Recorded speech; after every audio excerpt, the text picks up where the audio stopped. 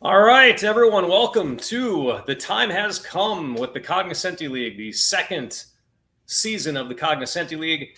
Coming at you here. We're going to have a couple of guests on the show, and thank you for joining. First and foremost, we have got, if you've been following this league, if you've been following my posts and the posts of the other 11 individuals that are currently in this league, about the Cognoscenti League, you'll know that this is an experts league. It's the second year that we're doing it. And we've got some of the best fantasy football players that you could find anywhere, some great talent out there, different strategies, lots of rings, lots of belts, lots of accolades to all the individuals that we have in this league. And we are going to get started with that in about 30 minutes here when we've got our draft. We're going to pull that up on Sleeper as well, so you can follow along with us. And we've got a 5-minute timer on the league. So if you've got some questions in the meantime, though, I'm going to go ahead and I've got some people waiting in the green room here, and I'm going to bring them on one by one. And first and foremost, I think it's imperative that I introduce last year's champion, and that is Zach from Fantasy Football Data. Zach had beaten me in the championship game. It was him and I. And I went 0 for 4 last year in my important leagues, but Zach put me at 0-1. Nice to see you again, Zach. It is good to see you. I hope we get back to the championship game. Yeah, well, that's my goal for sure. I know you've got a target on your back, and and somebody else that has already expressed their interest in taking your crown. A man who probably needs no introduction to the fantasy football world, and that is Mr. Greg Kellogg. How are we doing tonight, Greg? I'm great. You know why I'm wearing a hat, right? Because I can't compete with your bald head and his hair. Just can't. Well, if I had a head of hair like Zach, I'd probably not shave my head. So, but I think I've also got probably about 20 years on him as well. So Probably, yep. So, guys, thanks for being a part of the league this year. Obviously, with Zach being the champion, we had to have him back in the league. And how the league rules kind of work, this is a standard, if you want to call it like a standard 7 half PPR league. It's 1 quarterback, 2 running backs, 2 wide receivers, a flex, kicker, punter, 1 tight end. Half PPR, point per reception league. So it's a pretty standard league, and there's a lot of leagues out there. 10-man, 12 league, or a 10-man, 12-man, 14-man league. This is a 12-man league. The caveat to this one is that if you finish in the bottom 3, sorry, not sorry, you are not invited back to play that following year. You might make it back in the year after that, but bottom 3, unfortunately, get to stay out of the league and refine their tools a little bit to see if they can come and compete with the big dogs again. How do you guys feel about that rule? Personally, I think I suggested it to you. That you did. Yep. You said make it a little bit more competitive, make it unique. Maybe not invite everyone back again. And I was actually the first thing that I was going to do was just invite the top 4 playoff teams. So Zach and I would have been here anyway, along with Codeman from Ballers and Briefs, and then Fantasy Football Know-It-All.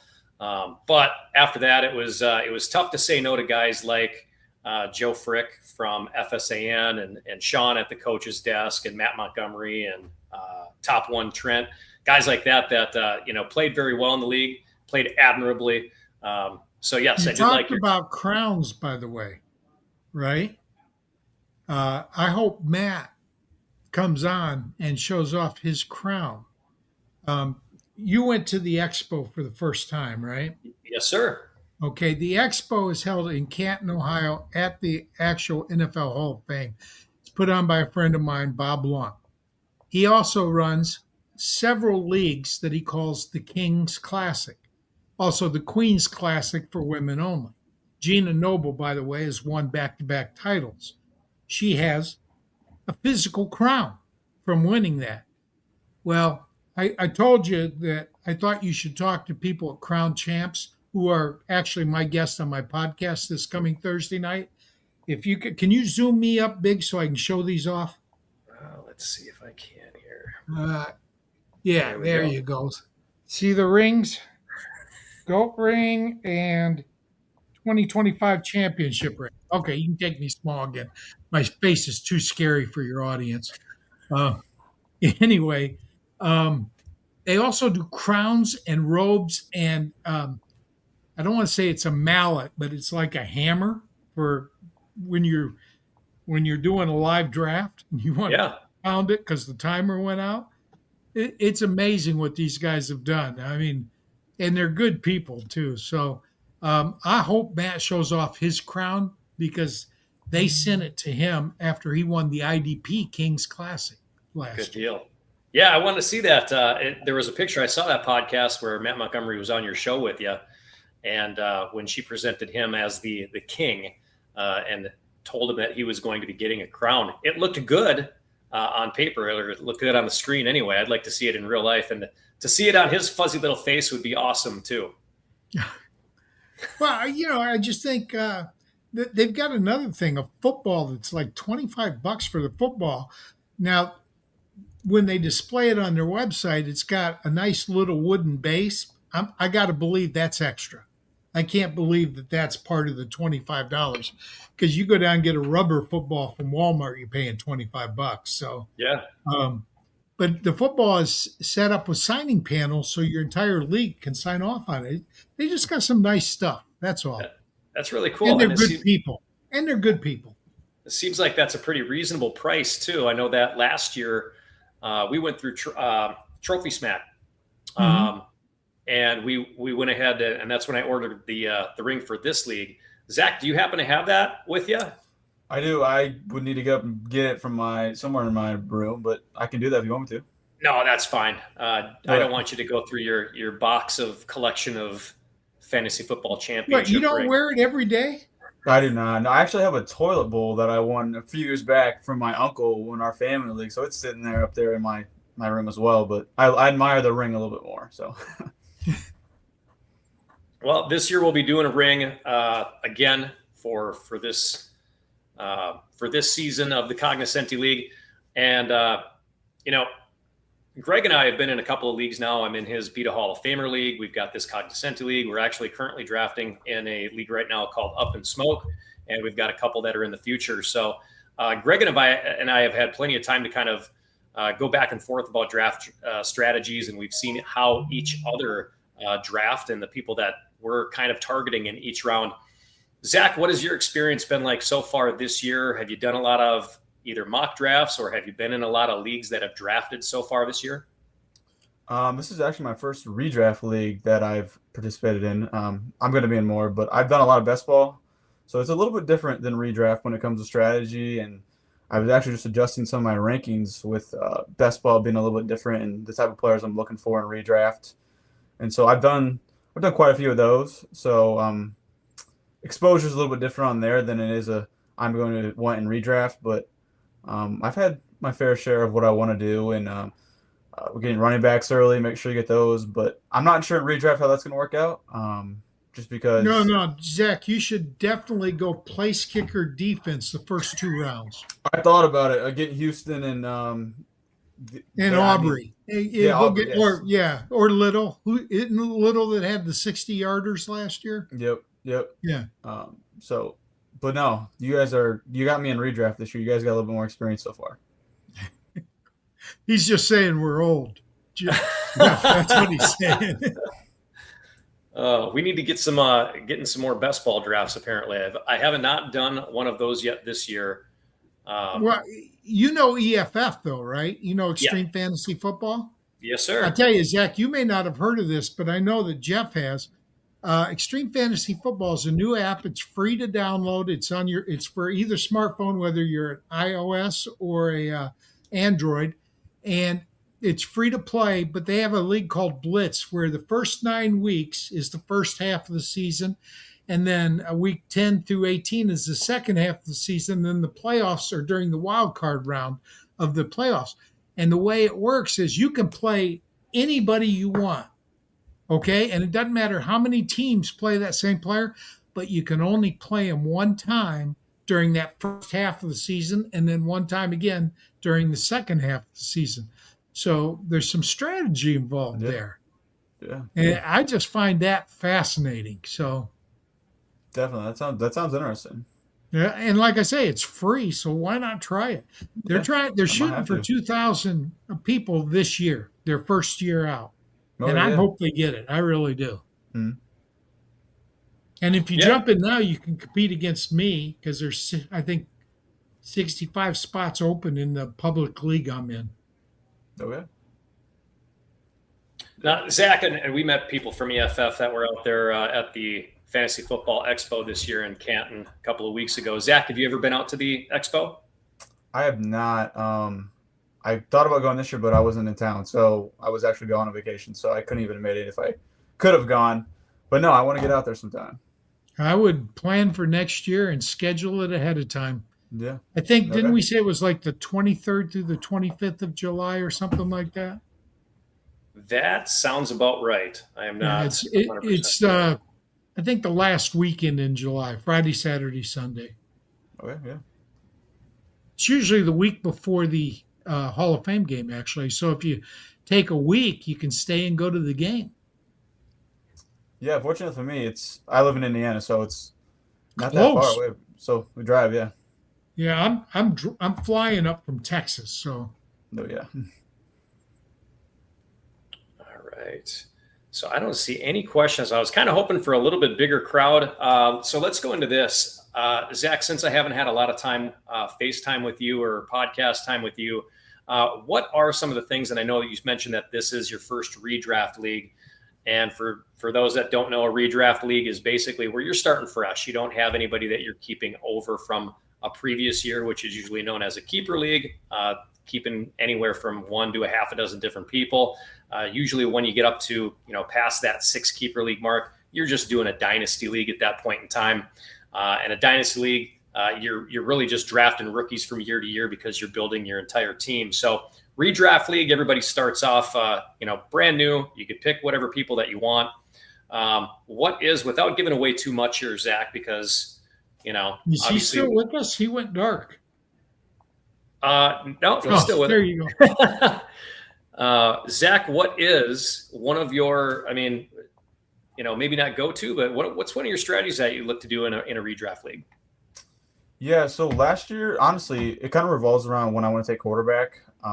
Last year, I was not into some of the bigger guys at the top, like Baker was steamed up last year, and then Goff was up there. And I really liked the later guys with May. And so a lot of my strategy revolved around him last year just because I thought he was going to break out, and he did. This year it's kind of the same way. I like that quarterback range between Herbert and Dak and Williams and those type of guys where I feel like I don't have to overpay for Allen, Lamar, and those type of guys at the top, even though they're great players. So it kind of starts with what I want to do at quarterback, and then running back this year is important for me. I think that range with like Montgomery, Judkins, Swift, Irving, Tootin, wherever you have it ranked, those guys are going to be important to get right.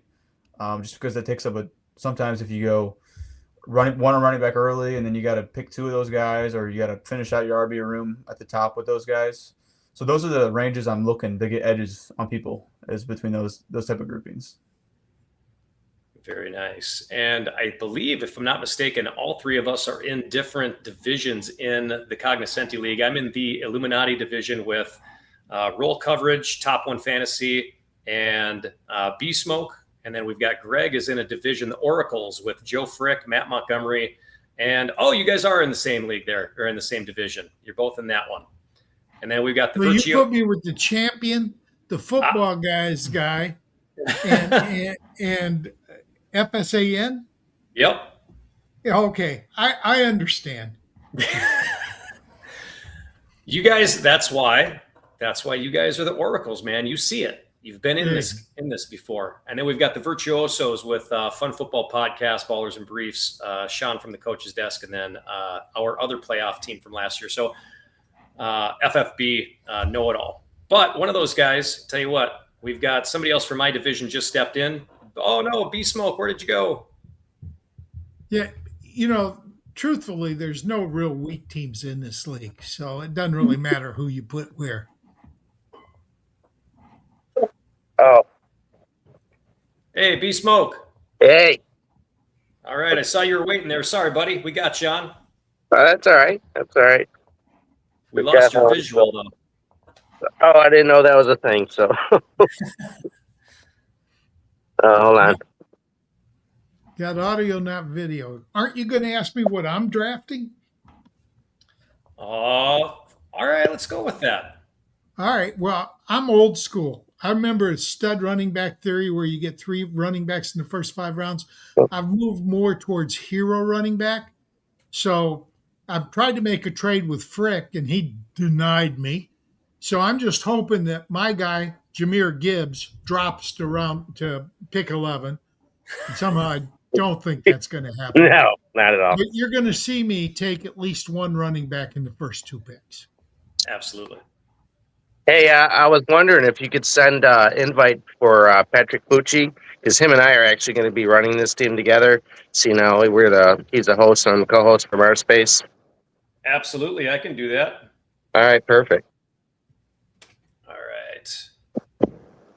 So we've got the. And do you have to invite him to the league for him to join with my team on there, or because I tried adding him and it didn't add I anything. think he has to be invited to the league, and then the commissioner will have to add him as a co-owner. Okay. I believe that's how it works in Sleeper.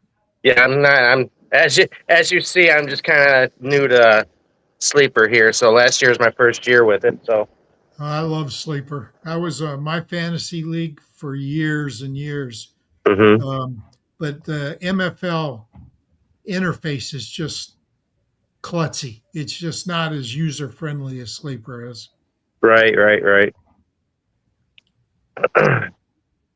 I am going to have to see where that link is that I can send him the invite. We can do that. Is he going to help you with the draft too? Smoke? Because he may have to just text him if he's going to help with the draft. You may not be able to do that while the draft is going on. Yeah, I was going to see if I could quick get that in before we get started here in about 12 minutes, but I am not sure how to do that from here. Let's see. Well, it might just have to go. B-Smoke, do you need? Is he going to help you draft tonight, or is this something where we can actually figure this out after the draft is over? Did he disappear? I think he did. Shoot. Well, Patrick Pucci played in his league last year too. He had the Patrick Pucci Bowl, something I was a part of, and ended up, yep, he is gone. And that was another one where I finished. We've got a guy in the Up and Smoke League, Goat, and he ended up beating me in the championship in the Patrick Pucci Bowl last year. We got B-Smoke back. Yeah, it keeps on kicking me out. I don't know why.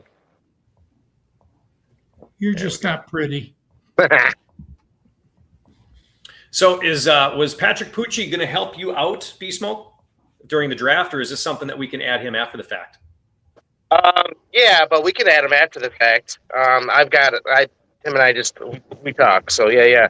I mean, if because I don't want the draft or anything to get messed up, if you try doing something different or whatever. Yeah. So he's just going to help me pick, and then we can add afterwards. Make sure that goes down without a. I was thinking if we can add him here though. Oh, add him into here? Oh, okay. Yeah. He wants to join the stream with us. Ah, gotcha. Oh, that's cool. So yeah, these slow drafts, man, I can't stand slow drafts. Wait, you talking about the 1 minute between picks here?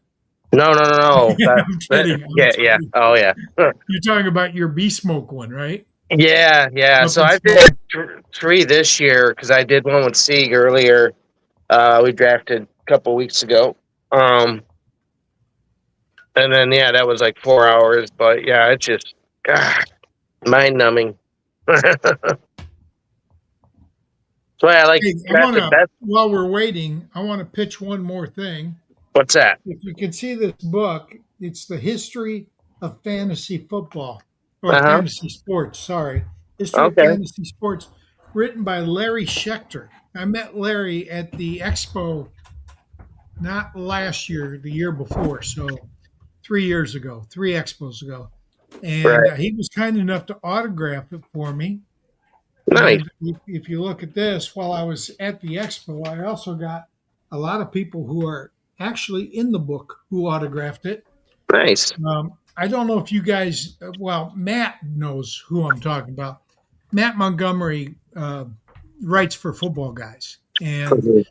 Football Guys is a website that's created by Joe Bryant and his partner, David Dodds. David Dodds started off as Mr. Football, and but is now they're all football guys. Mhm. Well, Joe and I created the first fantasy football experts league, and we were geniuses at naming. We called it the Fantasy Experts League, which got shortened to FanX. Right. Right. Right. And I kind of retired from fantasy football in 2016 to retire in real life and move to Thailand. When I came back from Thailand, it's when I got back involved again. Mhm. But while I was gone, FanX died. It just went away. But it was there for 20 some years. So it was a Right. long lasting experts league. And it's covered in this book. So, History of Fantasy Sweet. Sports, you can get it on Amazon. All Larry right. Schechter. Um, if you want to know how fantasy sports got its start, it's an excellent read. I'll have to look into it. I remember being in elementary school and junior high, and we set up our own fantasy league using a newspaper and everything, and it was cool. And then once it became a real thing, like in the internet, it's like, holy cow, this is so awesome. Yeah, nobody saw it's a multi-billion-dollar industry Oh now. yeah, it's huge Not now. not I mean, they not got their a own billion expo. dollar, a multi-billion-dollar industry now. So, Yeah, I mean, they got a huge expo, their own expo, like Comic Con and all that. Like, so it's real. well, before Bob put together the FF Expo at the Hall of Fame, Fantasy Insights used to run a fantasy convention in Vegas. Oh shoot. We had several of those in Vegas back in the 90s. So, yeah, it does. And again, if we're going to pitch something, we ought to pitch the Scott Fish Bowl. Anybody that's watching this that is loves fantasy sports should look into the Scott Fish Bowl and try to become a member. Last year, there were 55,000 people that applied to play, and there were 5,104 teams. So about 10% get in, a little bit under 10%. And all the proceeds, there's no fee to get in, but Mm-hmm. Scott does ask for a donation. I Right, don't know, right, right. $45, $50. Doesn't really matter to me. Every penny of that donation goes straight to charity. They raised over $500,000 last year alone for charity. Yeah, I've heard all about it. Yeah, And it if is you pretty want to sweet. get in, the easiest way to get in to ensure you get in is volunteer to do one of the live drafts. They have a live draft in all 50 states and 9 foreign countries. Oh shit. Yeah, it's big. It's big time. It really is. And you go to the expo, you can meet Scott. He's a great guy. Yeah, I've been trying to. Yeah, I was gonna actually try and go to the draft with Patrick, but things just got kind of messed up, and um, but yeah, we're kind of looking forward to that, and but I'm gonna make it out there one of these years. It's just hard David, that it's my, I seasonal worker, and it's one of my busiest times, so it's really hard to leave during the summer. You're a Detroit fan? Yes, sir. oh boy, we got another one. Oh, born and raised. I was born. Do you know where Ovid, Michigan is? Yeah, we talked about this before. Okay, you know where Mhm. Wausau and St. John's are, Uh-huh. and I'm halfway between. The largest freely owned dairy farm in the world, 9,500 dairy cattle, is Mm-hmm. in Elsie, Michigan. If you've ever had a Yep. Borden dairy, if you've ever had Borden dairy products, you know that their logo is Elsie the cow. The cow. Yeah, oh yeah. My Mhm. wife is from Elsie, Michigan. I Mhm. grew up in Ovid. Ovid, Elsie formed one high school. Ovid's 1,200 people. Elsie's 900 people. There are Sweet. 10 times as many cows in Elsie as there are people. I remember meeting you. You used to come on our space with Sieg and Patrick and everyone, and when I got involved with them a couple of years ago, I remember talking with you and then talking on the side with you and everything. So I I'm sent trying that to link. distract you guys, by the way. I want you all distracted so you time out. Yeah. I sent that link to Patrick. Hopefully he finds that one. But B Smoke, was Patrick at the expo this year? No, I don't think that. No, he wasn't this year. He had there's a lot of things going on. Like I said, we were gonna try and meet up for the draft. I was gonna go and stay with them and everything, and things just with my work and everything. So it's just rough. Gotcha. But he's gone a couple years in a row. I know that. So I do believe he missed this past year. So he's oh shoot, who did he say? I think he's in the Scott Fish Bowl. One of them, one of the leagues. A lot of folks are. I drafted in Yeah. Dallas with my co-host on my podcast, Rick Bersuelas, and Mm-hmm. my mentor and one of my best fantasy friends ever, Bob Harris. Went up. He drafted in Dallas, so we all drafted in Dallas. And Casey Kasem, if you know who she is, put it on. She and Erica put it on. So it was a great time in Dallas. It really was. And we lost smoke again. Yeah, we did. Oh boy. Well, I mean, it's fine. I mean, when we end up drafting, if he gets disconnected and has to auto As long as he's got his app so he can pick. yeah. I love Sleeper. It's just so easy to draft. It is. We've got about 1:40 before we actually go live to the draft here. So that should be exciting. I'm going to pop open the draft room. You're not going to be able to see it yet, but I will share my screen at the when we get done here. But yeah, this should be fun, huh? I'm looking forward to it. So, Zach, who are you taking with your first pick, man? Depends who falls. What pick do you have? I have pick 7, so we're looking at you and Jeff have the two worst picks in the draft. In my I hate 6 and 7. I just hate drafting there. Yeah, I think that's the range where like Puka or Gibbs, Bijan, Chase, Puka. I think those are the 4 best players this year, and then I mean, you get the tier drop off there with the next guy. Not that they're bad players, but I tell you what, I wouldn't take Puka in the top 5 this year. really, he's going to be suspended. The question is it 1 game, 2 games, or 6 games? We just don't know. I think Schefter hinted like it would just be the Australia game, but no, I'm not saying he's right, but I don't think it would be a huge suspension. Jacob, I just don't know, and I don't want. And the worst part isn't the suspensions; it's if he gets in trouble again during the season. With this suspension already happening, he's going to get pounded. Yeah, I think we've seen a lot of suspensions over the years just not really get implicated by the NFL. Like they just blow it over till next season. So, and I'm not saying it's going to be the case, but so oftentimes with suspensions, unless they're pretty serious, I try not to take too much indication with them. Well, him and Josh Jacobs, I'm avoiding this year. Yeah, Jacobs, I would be more concerned with him than I would be Puka, but yes. All right, gentlemen, let the fun begin. So, Fricker's up. Has the draft started?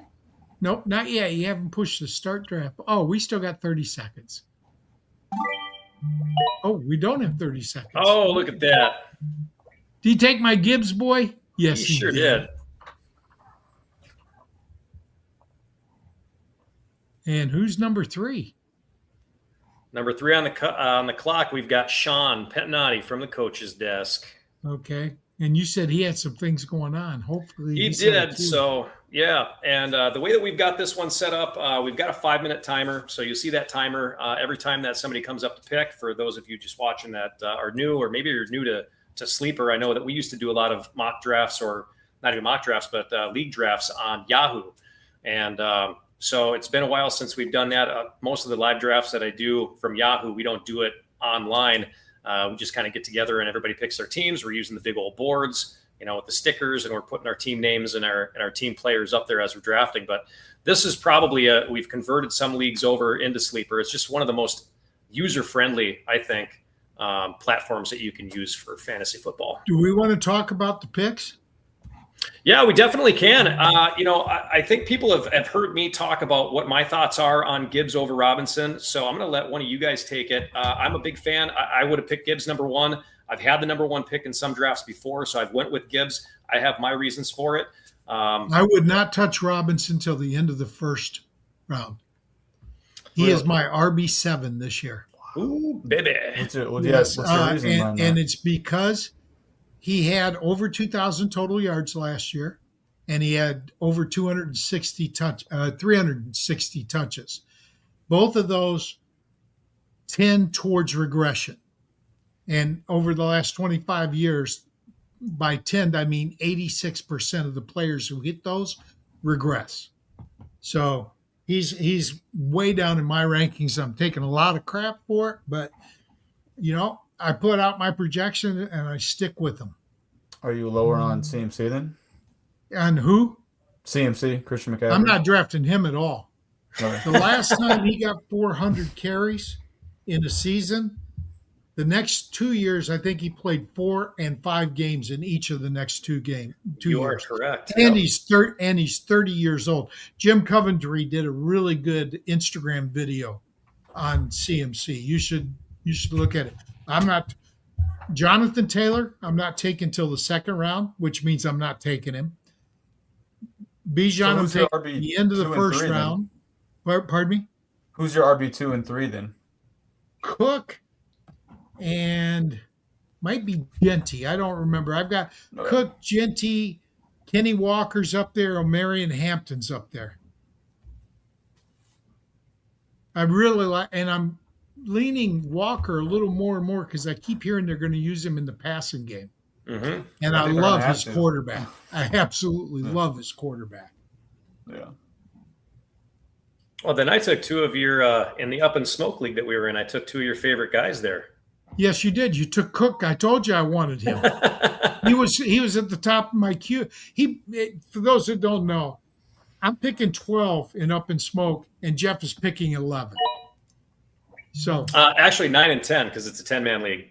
Oh, right, 9 and 10. Okay, but into the draft, and he sniped Cook from me. I would have, as my number 2 overall running back, I would have loved to have started with Cook. And I don't remember who I took in that league, but I took a running back, and I think I took Amon-Ra with the second round pick. All right, so there goes Amon-Ra with the pick 4, and he was followed by Chase, of course, Jamar Chase at number 3. So we've got back-to-back wide receivers, number 5 here, and then I'm on the board. Yeah, and you were going to take Amon-Ra if he fell to you. You know what? I thought Amon-Ra was, like we talked about before, I don't like the number 6. And if everything goes how it should with the top 5 picks, at number 6, you're kind of looking at CMC. And to your point, too, looking at his last couple of times where he's, been over 370, 380, 390 touches, that next year he plays a handful of games. And Sanfran has had too many injuries already. He's got tightness in his leg or in his quad, hamstring, something like that. He hasn't practiced in the last week. All of these things spell disaster for taking him. But he took this week off in practice because of an ankle. Yeah. So yeah, there's already injuries piling up all around. So I would say if top 1 Trent is on here, I'm going to guess that his pick is probably going to be Puka. Well, if Puka gets passed, are you going to take him? I'm not a fan of, there's a couple of things that I don't take when in the first 2 rounds, I want to try to eliminate as much risk as possible. So, because these are going to be your bread and butter guys. So guys that, like we talked about with CMC, if they've got injury problems, guys like Puka who possibly could be suspended. And it always seems like Puka, whenever he gets hit, they got to scrape him off the field. So you're going with the Houston Texans there then? Some people might call that a little bit of a reach, but I have maybe a little. Yeah. So no, I don't.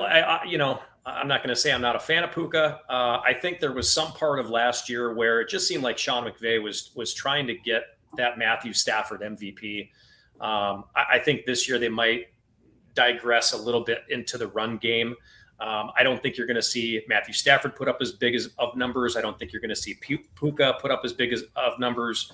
I think that whole offense becomes a little bit more run reliant, and especially if they're going to get, another piece to that defense coming back, they're just going to shut people down. They're not going to. Well, let me ask you. I'm on Ross St. Brown. You know I love him. I'm wearing his jersey, right? Mm-hmm. This is a half a point PPR, not a full PPR.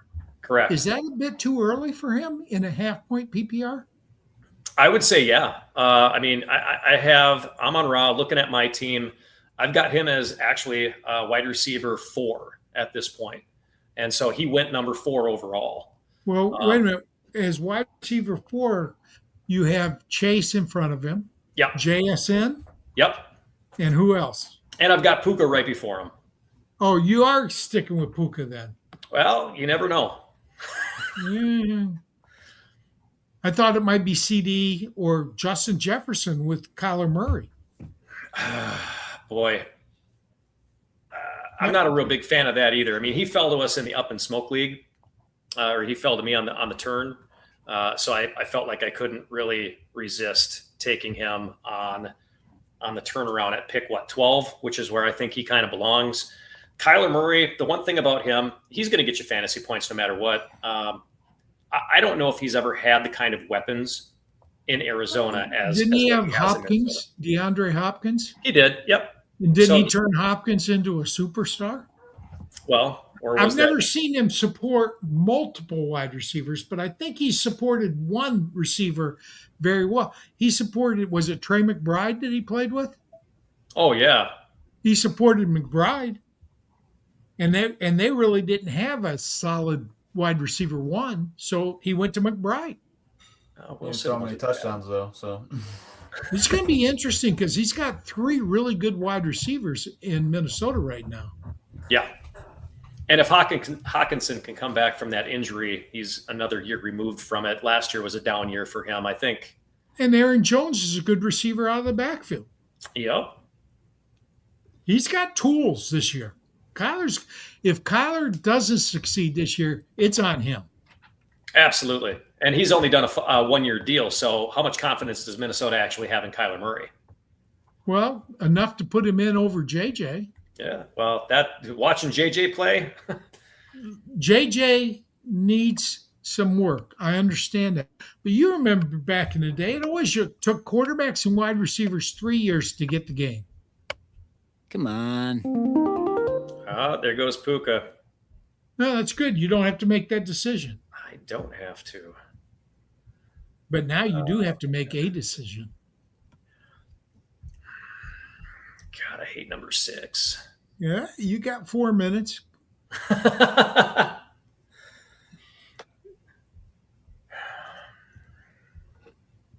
Zach, who's he going to take? I'm hoping he doesn't take somebody, because there's 2 guys I'm gonna take, so I'm getting one of them. So Cam Little. He might boost the kickers here. He said he wouldn't take the defense, so maybe he takes the kicker.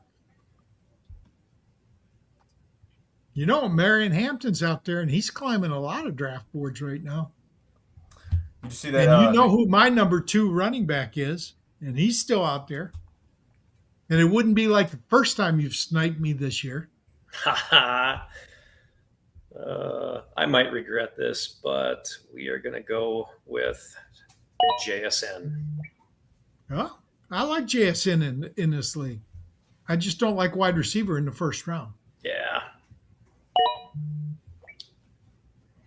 Ooh. Zach took CMC. Gutsy, buddy. Yeah, it's just You're not worried about him missing a bunch of games. Well, I think it's hard to project injuries year over year, but if he plays 17 games, there's a good chance he's the RB1. And then my other option was JT. He ran hot last year when Jones and the Colts had the number 1 offense, but if Jones gets hurt or their offense regresses a little bit from what it was before, that's why he's a second round pick for me. It's because if Jones is injured, not fully healthy, that's a problem. So I like actually seeing Bijan, CMC, and Taylor go off the board. Did not like seeing Cook go off the board. That was not fun for me. Yeah, I felt the same way about Jonathan Taylor. If Daniel Jones and who knows if that was an anomaly season for him, because Daniel Jones, he showed us what he couldn't do when he was with the Giants organization. But now they've got wide receiver injury problems, right? So I got a feeling that any team, and it's going to be like the Dolphins too. You're gonna go in to try to shut down these guys like Jonathan Taylor, like Devon Achane. You're going to go and shut down their best player. And I'll tell you though, I watched the first part of that Miami game. Willis looked sharp. Malik Willis looked sharp, and that offense was moving the ball. I worry because he's 188 pounds. right. But he was 188 pounds last year and got a pretty heavy workload and didn't get injured. So, but the 188 pounds does worry me a little bit about Devon. Well, we've got a little bit of a running back trend here. And I look at this and I'm already kind of questioning my JSN decision, just because typically when you're in a draft like this, if you're picking the same position for the fourth time or the fifth time, you're getting these guys who are probably on a lower tier of wide receivers. Now you can make the argument too. It's the first round. We got a lot of superstars out there. You can make a claim or your argument for any one of these guys. But now we're on a little bit of a running back tour. And it's going to continue when it gets to my pick. I'll tell you that right now. Well, I know you're high on Ashton Jeanty, so I have a feeling that if he falls to you. I'm high on Ashton Jeanty, but I'm also high on Kenny Walker. So I'm going to get one of those two with the next pick. No Saquon for you, though. If Walker and Jeanty and Chase Brown are gone before my second round pick, I might go with Saquon there. But there's a couple wide receivers I like, and I don't mind going hero running back, hero wide receiver the first two rounds. And this is 1-2-2-1, right? One quarterback, two running backs, two wide receivers, one flex. That is correct. Yeah. So it's not like we have to load up on wide receivers. All right. So we got Fun Football Pod is on the clock. 2 minutes left. 5-minute clock's too hard for some people. My guess is, though, that they're just not here. Yeah, that's a shame. Yeah, it is what it is. That's why we have a 5-minute clock, give people a chance. And the rest of the draft's going pretty quick. How much? We've been on air for 43 minutes, so we're almost done with the first round in less than 15 minutes. It's not bad. My pick will be instantaneous almost. Yeah. I was thinking about making this a 3-minute, but then we would have less time to chat. Yeah, that's fine. And it does when somebody is timing out, it gives us time to look back. So of the first round, what do you think is the riskiest pick that was made? For me, it's CMC. Yeah, I think we kind of covered it. I think it's Puka and or CMC right now. I think those two. I will go Taylor. I think the regression and efficiency is coming a little bit, and I mean, I think you can make a case for injury for a lot of guys. I know some guys are more prone than others, but I feel like with CMC and even Puka, I mean, if they play, they could easily be the RB1 or wide receiver 1 in their position. When CMC plays, he's always good. There's no doubt about that, but he is also 30 years old now. That's true. And so, I mean, I think with ADP, I think I'm right. I mean, I think CMC is my 6th or 7th player, so I got him. I think his ADP is like right around 5. So I think you got a deal there. But this guy, yeah. I wouldn't risk it because I've seen him get hurt too much. Yeah. And like Jeff said, goal of the first round should be to mitigate risk.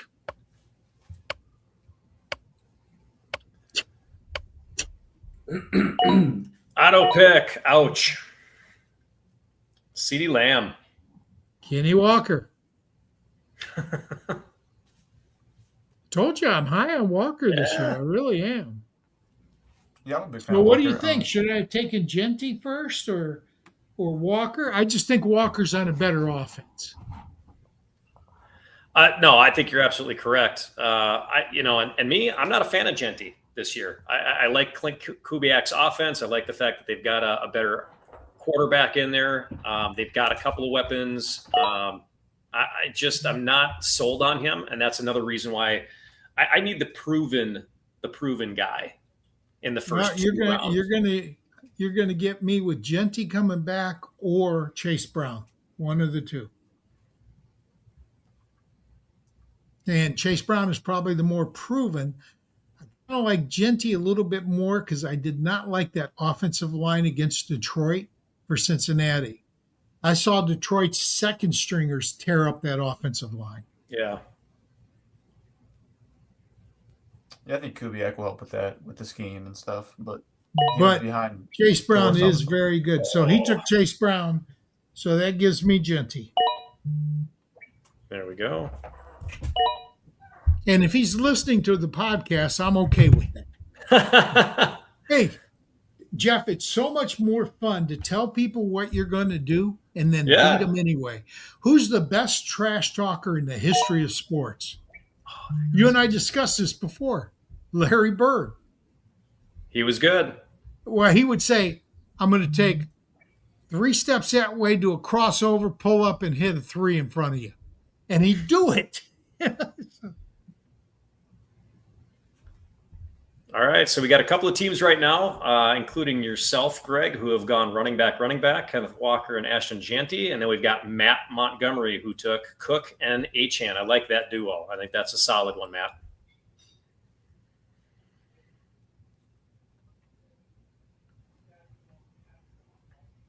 I'm going through and resetting my queue. I mean, I know I'm next, but I can give you my thought process here is a little bit. With CMC, Malik, okay. I wasn't gonna go Malik, but yeah, since I'm on the clock here, there's a couple of guys going through my mind. Hampton and Henry stand out. I lean Hampton over Henry just because I already have CMC and don't want 2 guys over the age of 30. I'm looking at London and AJ Brown as my top 2 receivers, but don't love them as much as Henry or Hampton. And then I like Brock Bowers. I know people are trying to project the next JSN. No better person to do it than Brock Bowers, who was in the same offense as JSN last year. Is playing with a bunch of receivers who aren't going to draw any targets. And so I'm going to select Brock Bowers, actually. Very nice.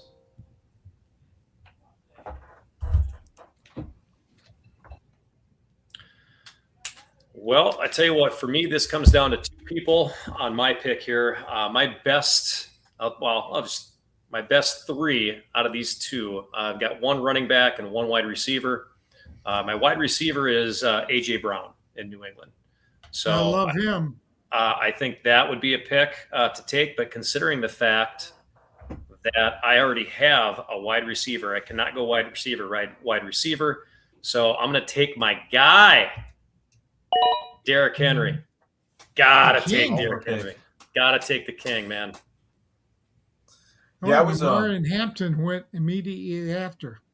Just watching him stand on the sideline there, that dude is still a beast. I don't care if he's 32 years old or not. He's smaller than I thought he was. Derrick Henry. When you look at him, his legs don't look like tree trunks. He's got a little bit more giddy up too than I expected. Yeah. I'm kind of surprised Hampton went before Love, though.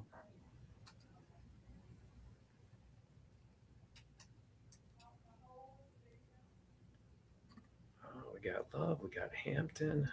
I think Love's interesting just from the fact that we've seen a couple of really high draft profile running backs like himself not produce well in rookie year. We see Bijan not do that, and then we've seen last year Genty, who was drafted really high, not produce. And they're both in bad offenses, and Love's going to a probably even worse offense than, maybe not worse, but the same as. There goes Genty AJ was. Brown. Yeah, and I think those are solid picks for Joe. I hate what he's doing already. Gibbs is obviously, I think he's the best guy that you can take. And London and Brown were actually my next two. So when I was talking about AJ before, it was Henry, AJ, and London. I just didn't want to give that one up. And he just, I think that was a solid pick on his part. Yeah. I liked AJ. I just didn't think he'd get all the way back to me. And I like those two running backs best. And since I've got both my starters at running back, I can now concentrate on the other positions.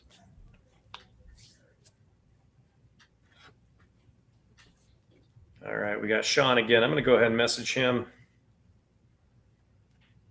Let him know he's on the clock. 6 running backs in the first round, 1, 2, 3, 4, 5, 6, 7 running backs in the second round. 13 running backs gone. 1 quarterback, 1 tight end. 1, 2, 3, 4, 5, 6, 7, 8, 9, 10, 11 wide receivers. Oh, he took my guy.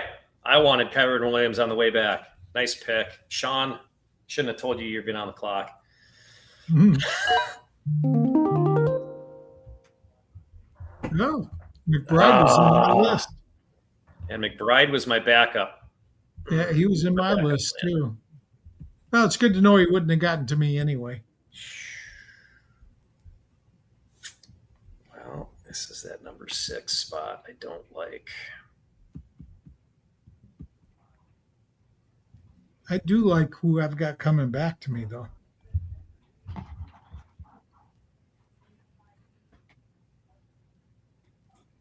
And I was going to go tight end with one of my next 2 picks, but since McBride and Bowers are gone, I'm not going to reach on Colson Loveland when Dunze and Burden are going to be a huge part of that offense. So I'll just wait on tight end. So my next 2 picks are going to be wide receivers. This is a tricky one for me. I've actually got Zay Flowers toward the top of my board at this point, but I can't very well go another Raven. So I'm not going to go Zay. I'm not a fan. He's third on my list. He's third on my list right now. So he was second on mine, so I can't do that. I'm not a fan of a couple other guys. I don't want to give away my whole draft board. Running back wise, I've got 2, and one of them has a potential of being suspended. So I'm not going to go with him. Josh Jacobs. That is correct. So I'm going to go with the guy that I've got just a fraction lower than him positioned right now, and that is Breece Hall. You know, you could have gone Jacobs and then just backed him up with Marshawn Lloyd later in the draft. I could have. Because I think Marshawn Lloyd looked pretty good in that opening game. He was decisive. He was quick. I don't think he's as good a back as Jacobs, but I think he could, serve as a 1, 2, 3 game replacement. Now, if Jacobs gets 6 games, that's a different story.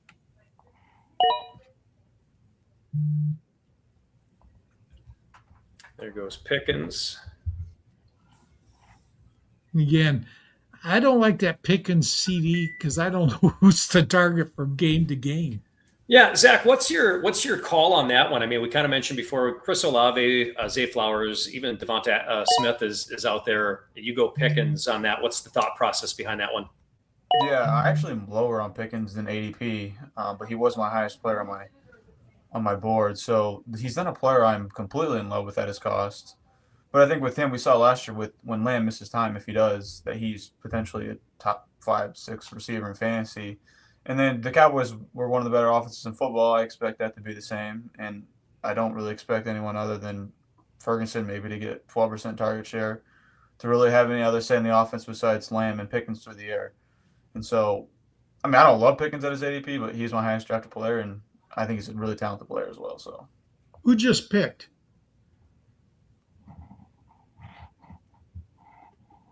I can't read it. It's too small for me. Is that Matt Montgomery? Yep, Matt Montgomery just took Devonta Smith. I need to take out a hit on him. I wanted Devonta. I really did want Devonta. Monty, I went and got you that stupid crown, and now you're doing this to me, stealing my players, man. And we got Fun Football Pod again. I think he ended up getting his pick made for him.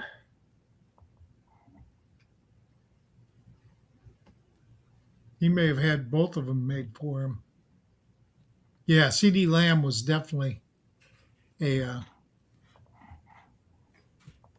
auto pick. Let's see. Well, I think it's safe to say that if he is picking, well, no, it's not safe to say. Never mind. I'm going to take that back.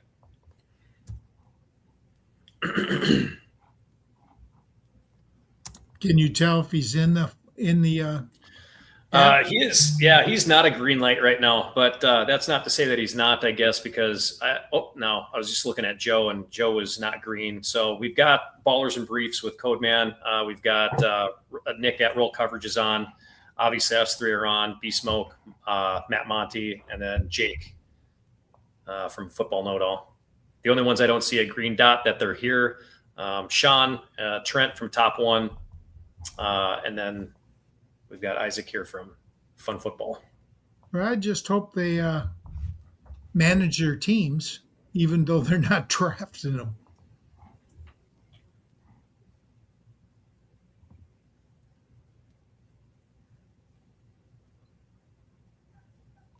Yeah, that running back choice at the turn, Jake made a comment before. That is a difficult one.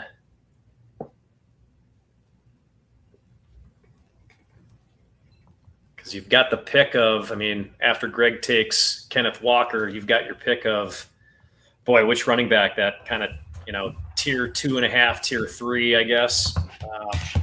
Brown, Janty, Barkley, Achan.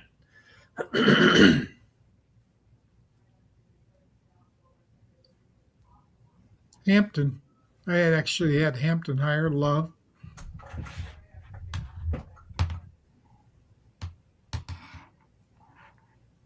But running backs have been hit pretty hard. This round, not so much.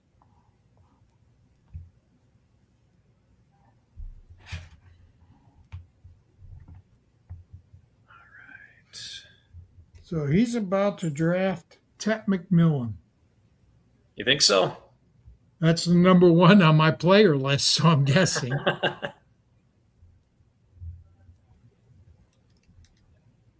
We'll see if that's how it works out, of course.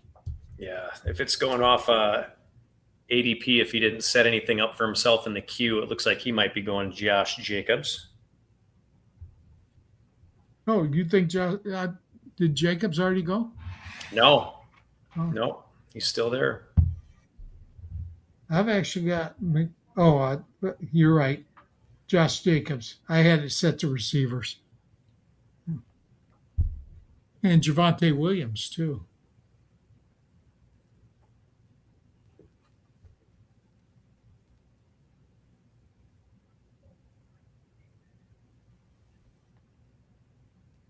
Boy, we almost should have went 3 minutes. Dang. Or after a person auto picks, you ought to set them to auto pick. I don't know if he can do that, but if he could, he got that back would in be the draft for his second pick, and then but he didn't for his first one.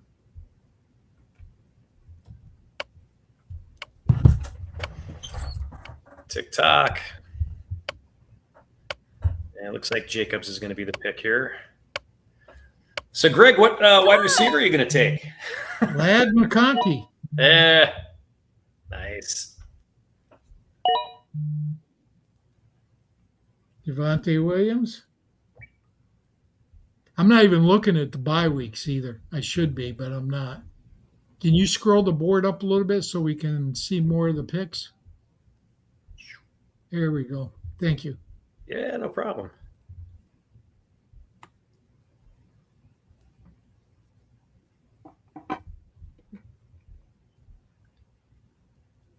I got 3 wide receivers lined up, and I'm taking Zay. Mika Mbuka, Flowers off the board. I think you got to steal with Zay on that one. Yeah, I like it. I'm liking my roster so far.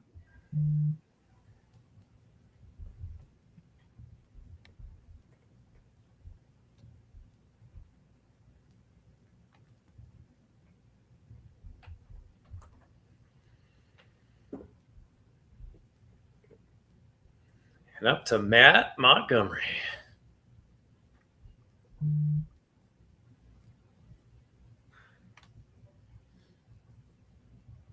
Whoa, I must have had a little bit of a delay there because I just got 3 picks all in a row here. You did? Yep. So I'm not sure how that works, but I see that Loveland was taken. I see that Tyler Warren was taken. I'm not seeing that on the board. Oh, really? Then there's a delay kind of all over Oh, the no, place. I did. Loveland was taken. Yeah, I see Loveland, I see Warren, Garrett and Wilson is taken. Wilson. Garrett Wilson was in my list, too.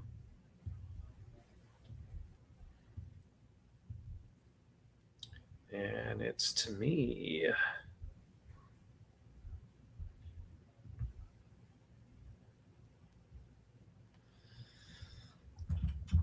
Wow.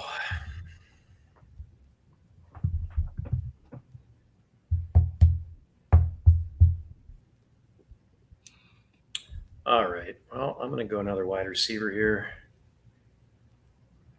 Man, you're taking a long time to pick. I know. I got to, Lamar was, again, so it's like, okay, I would have taken Zay Flowers maybe. But taking this Henry pick where I did not foresee all of the contrast of problems You with could still get a stack with Lamar. The problem is that he doesn't throw to Henry at all. Yeah. And I stole the guy he does throw the ball to. Yeah. So I went Jalen Waddle. I like Waddle. He was on my list too. Him and Wilson were the other 2 guys on my list when I took Flowers.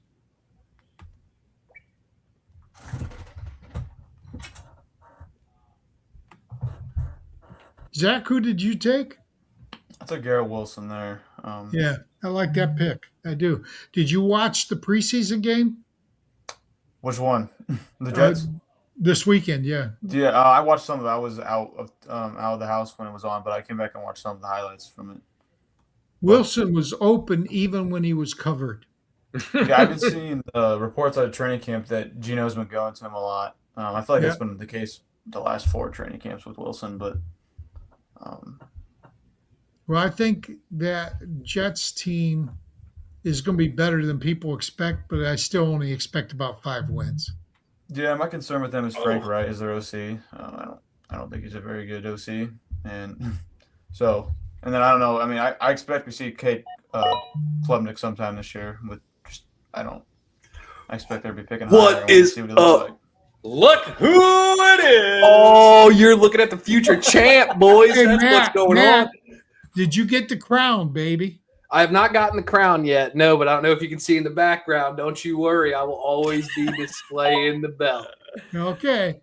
But you stole maximize Matt there. Look at that my belt. pick last round. Hold on. I gotta figure that out. Yeah.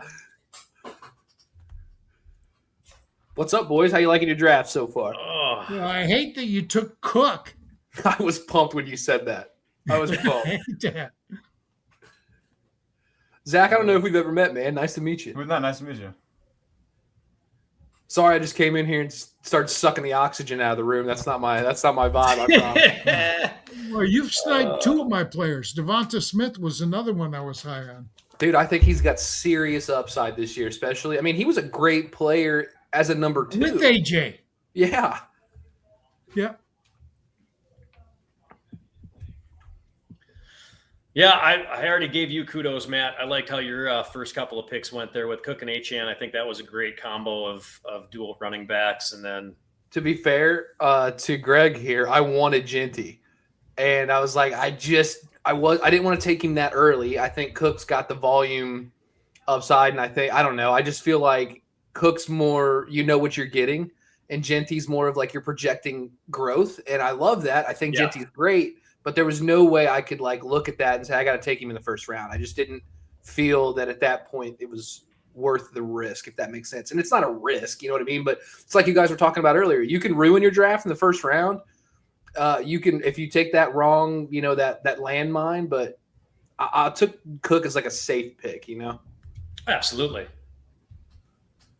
No, I love that pick as well. I've seen Cook go a lot at that number 9 spot too, so I think he's getting a little bit more. Uh, it, it, Boy, a couple of weeks ago, I hate to stammer and stutter over myself, but watching Cook go in the second round, it kind of blew my mind. I didn't understand why he's going there on one of the higher offenses in the NFL.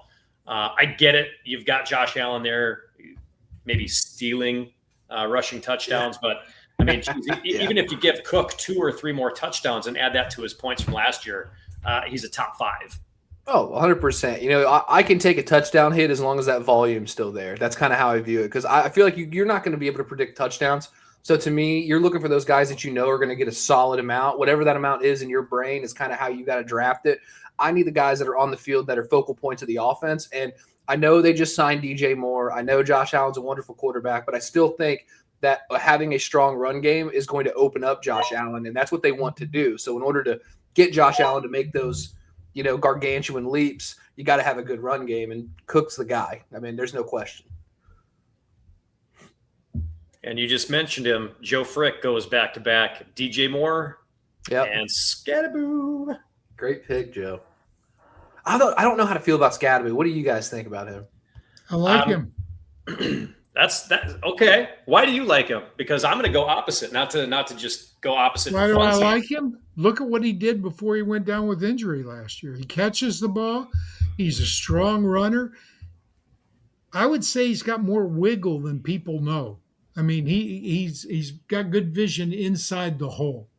So that's why I like him. And the coaching staff in New York, I love the Harbaugh family. I think both those guys, John and Jim, are both great coaches. That's why I like Scatterboo.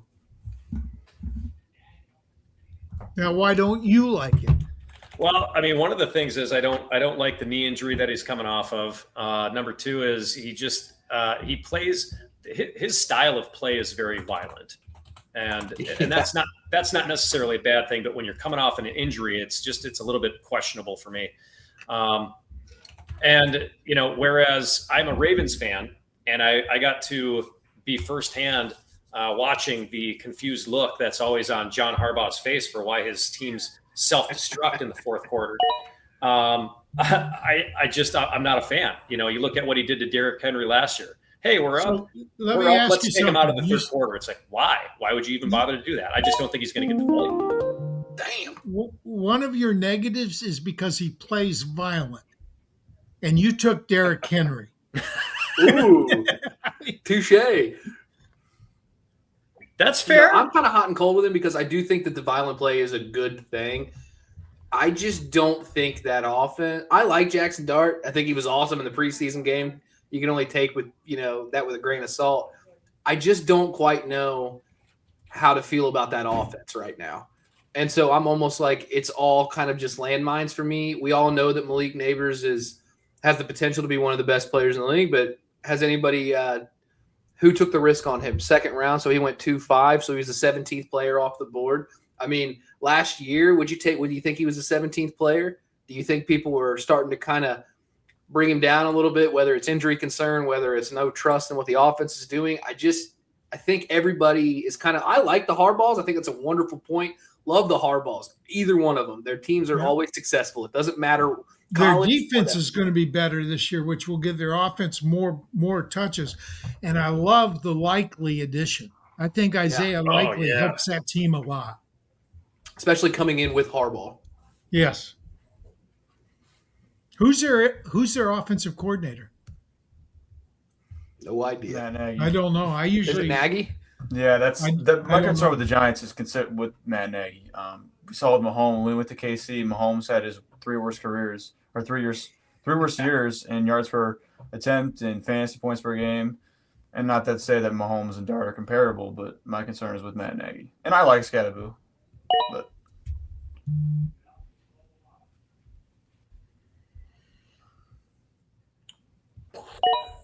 Oh, we got a running back run. Thank God I got 2 already.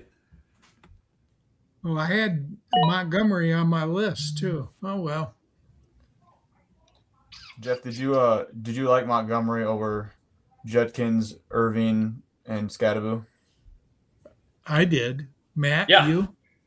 Hold on just a second. I'm picking. I got to lock in. Uh, I can't be like- dealing with your nonsense right now, Greg. Come on. I got to make a winning pick I here. told these guys my job is to distract you guys. It's working, dude. I did. I liked Montgomery over Scadaboo because we saw what Montgomery could do it with Detroit last year, and he's an RB. He seems to be going as an RB2 with RB1 upside. So now I'm going to get him as an RB3 with RB1 upside. I think he's going to get more of the carries down there in Houston. I'm not sure what the heck is going on with CJ Stroud and that offense. But I like his style of play. I think he can have 300 touches. Woody Marks is great. But out of those guys, Quinshon Judkins, man, that offense is a mess. We don't even know who's going to be the quarterback. And either way that you go with it, flip a coin, they're both terrible. Montgomery was the best one there. That, in my opinion, anyway, out of the last couple of running backs that went. Yeah, I did a quick, we're doing a thing called My Guy at the TSA, which is shorts on players we like. And I did one on David Montgomery. His last 2 years in Chicago, he averaged, I think, 38 receptions per year. He only got one touchdown, but 300 yards. His total yards was like 1,300 yards the last 2 years in Chicago. So I see that as a baseline. He's going to get over 1,000 total yards. He's going to get 30 to 40 receptions. And I think he's going to get 9 or 10 touchdowns. So getting him at this point in the draft, I think is a great value. Love that Kraft pick. Yeah, I was torn between Kraft and Laporta. So he just made the decision for me. See, this is not – I was really hoping more receivers would go between my two picks here because I didn't know who I wanted, and I don't think anybody else quite knows either. And at least the last 4 or 5 picks, I don't like who's available right now. And I don't know if I want to – I don't know. Go with another running back and just kind of let the cards play out. But there's another 20 picks before I go again. So it's kind of hard to not take one right now. Because I do think after 20 picks, it's going to be significantly thinner. I don't think 20 receivers go, but I do think that it's going to get pretty ugly pretty quick.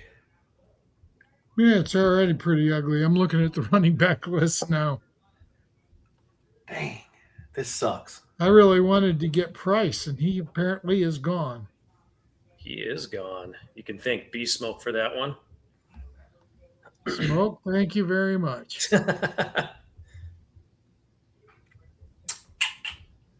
Damn. I hate this pick. I hate having picks that I'm just not confident in. Well, you should go with defense then. Evans. All right. You're an IDP guy. You should go defense. Yeah, right. I'll take him Early early. and often. I don't know about. I love Evans, first ballot Hall of Famer. I think Is he? Yeah. I think he is. All he does is get 1,000 yards and 10 touchdowns every year. Hey, I hope he does that in this league. Come on, give me one more in a new horizon. I need better luck than last year. I was trash in this league last season, so I've got to have a strong showing. I'm letting Jeff's league down right now. And this was funny because we talked about this before, is the bottom 3 players don't make it the next year. And you were just right on that cusp. Number 9, Maddie almost didn't make it. What? It's disgusting. It's disgusting. I've The only one with a crown, although he doesn't have it yet, but he does have a crown coming. The only one with the crown, and you're going to boot him? Oh, my God. Do you have that crown? I don't have the crown yet. It is coming in the mail. I was blindsided by Greg and Rick with a crown. I got a nice little ovation, and I can't say that I wasn't ready because I did have the championship belt right off camera and threw that sucker on my shoulder as soon as they started proclaiming me the king of fantasy football. So, I mean, it's about time I got a crown. That's how I'm feeling it. King of IDP, and you beat the Godfather. Yeah, that was the best part, man. That was the best part because it was my first year in that league. Got the invite from Gary. Super nice guy. Who is the best dressed man in the expo? It's a Gary. It's not even close. Yes, It's Gary might get first and second. He's that much He might, overdressed, overdressed everybody else. He's fun too. Gary's really a fun man. Yeah, he is. I got to tell you, we're going on a wide receiver run right now. I just took Terry McLaurin, and he was so much higher than I had than a couple other guys on my list. I like the you Parker guys are starting Washington. I had Parker Washington on my list. But I got my take- starters now except for my flex. So I can go anywhere with Same here, man. flex. Same here. I like doing that in drafts like this. I know a lot of people like to stack, 4 or 5 wide receivers or 3 or 4 running backs, depending on what the layout of the league is. But I kind of like filling my starters and then giving myself some flexibility in the flex position just so that way I can go, okay, how do I feel about X position or whatever? I can kind of backfill that almost like because those are interchangeable positions anyway, right? I mean, when you get to the flex, you're just looking for the best non-bench players. So and that's kind of how I'm trying to view in this particular strategy is just like, okay, I've got all the positions filled with guys I'm pretty confident in. So now I can take risks at the flex spot and be a little bit more, aggressive in the drafts moving forward. Because I think these rounds, 6 through 12, I think that's when you win the league. And then obviously if you pick somebody in like the 14th round and he's insane.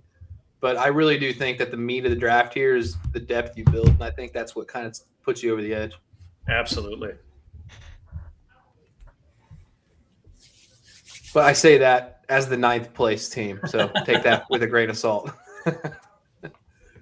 Well, you had some injuries on your team though too last year. Did you have who did you have last year? I remember I your could pull team it up, I'm sure. Oh no, it's on another platform. Or It's was it on on the Yahoo. same? Yeah, I don't know. I can tell you that if you can't remember it, I'm glad because I'm also blacking it out.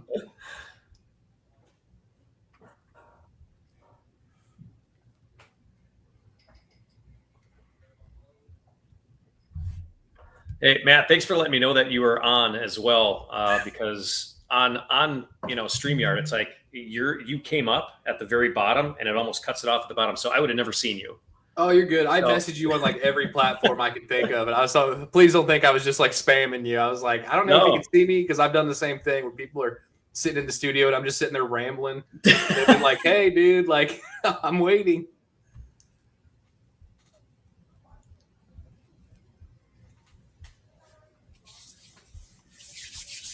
Waiting on Joe again. Jeez. Bro, I'm disappointed that we have 2 people auto picking. What in the world is this? I auto picked Well, did you set it auto? on the first pick. I had Yeah, my well, cue that- set and I said auto.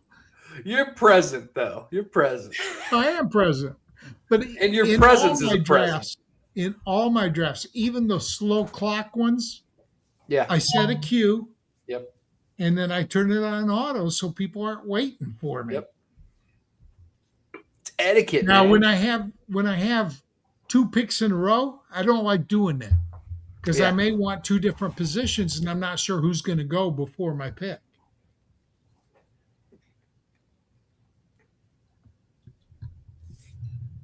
I have to say, don't tell Give him I him the said this, Miami but I'm digging Dolphins Joe's team. defense. Sorry? Give Frick the Dolphins defense. There's got to be a penalty for not being here, right? Oof. Oh gosh, maybe that's something we need to talk about. half a minute. He may still be here. He's only used 30 seconds. I wonder if we should have some kind of There a you go. penalty for the 9th place finisher. Oh, that's like the league loser. Yeah, because you're Oh, in yeah, it 'cause- still, but you were last. Right. Yeah, toilet bowl trophy. Or you guys know Mace Riney? Yes. Okay, so Mace posted something where in one of his personal leagues, he Yes. finished last apparently and had to sing the national anthem on camera. I can't sing, but Mace made me want to sing because I'm Dude. better than he is and I suck. I've never felt more patriotic than when I was listening to Mace. Oh, you heard him sing it? Yeah, That I was did. funny, It wasn't was it? hilarious. No, that is a great toilet bowl punishment. And kudos to him. He took it serious. He didn't just do the whole, okay, I got to do this, so I'm going to start singing. Yeah, he learned the lyrics and everything. Put it in. He put effort into it, man. That's what it's all about. Yeah, he was enthusiastic. I'll give him that. Top one, Trent, I really wish that you were here because I think that was an auto pick for Jaden Daniels, and I was really looking to put him with McLaurin on my last pick. I also would like to point out the irony that it was the 5th pick of the 7th round. I don't know if you guys are seeing the nonsense. That's Number 5. With him. That's actually hilarious. That's can't script it. Okay, you got to explain that to me. I don't get that. 5th pick of the 7th round. What does that mean? So I don't know. He's like in a legal dispute or something over his name, image, likeness for LSU because they, I guess, are letting people wear number 5, and so now you have these big companies that are like making a joke about it as well. About He's how not like at LSU anymore. Why does he care? that should tell you all you need to know about his prospects, in my opinion. But I think he's upset 'cause About they his granted attitude, for Burrow sure. the same thing with 9. I And mean, so What's they, that? so LSU won't let anyone, or I don't think they had like a rule or anything set, but no one's wore 9 since Burrow's left, and I think he What? thought they'd do the same thing with him with 5, and they didn't. So he's But a upset about school that. can retire a number. A Yeah. team can retire a number.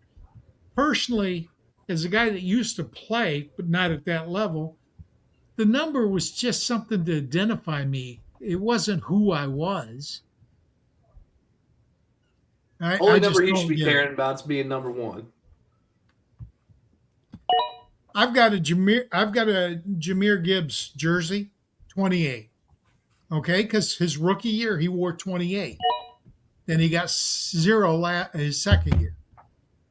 I didn't know that. Yeah. I have this running gag in my family. Like my brother, my dad, and I always get each other Christmas gifts. One jersey of our favorite fantasy player from the year before. So I've got like a ridiculous collection of fantasy random people jerseys. But every year I pick one, the guy gets traded. So as a gag this past season, I was like, you know what? Personalized jerseys are really hard to get. So I'm going to get a David Montgomery jersey. So I have a Lions Montgomery jersey that I did not even get to wear one time before he's now Texan. I've got a Bears Roquan Smith. I had Debo. Thank God he got traded back. It's just every time. There we go. Yeah, so you get it. That's a DeAndre Swift autographed Oh, that's Lions sick. jersey. Oh, God. This pick was supposed to be easier.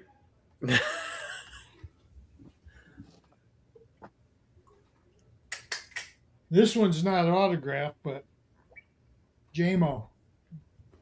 I love JMO. I just don't know what to think about him. Well, I think he's getting better, and he's had 1,000 yards the last 2 seasons, I think. And that's with Amon-Ra there. So I don't know what to think of Tesla. Yeah. I mean, he just looked like he wasn't interested in that last game. No, he did not. Let's see.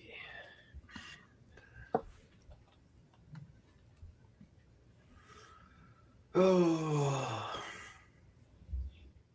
Is that Montgomery guy slowing the draft down again? Listen, I'm trying to get to 8th this season, all right? We're fighting for different things. I'm just trying not to get 10, 11, or 12. Yeah. It's- Oh, man. Let's see who Matt has. Cook. I went Hubbard. It feels gross, but I'm so, Matt, are Feels you high on gross. Jonathan Brooks? that's why it feels I'm not a Brooks guy. I moved him in every dynasty league I had him a year or so ago. And it nothing to do with the player.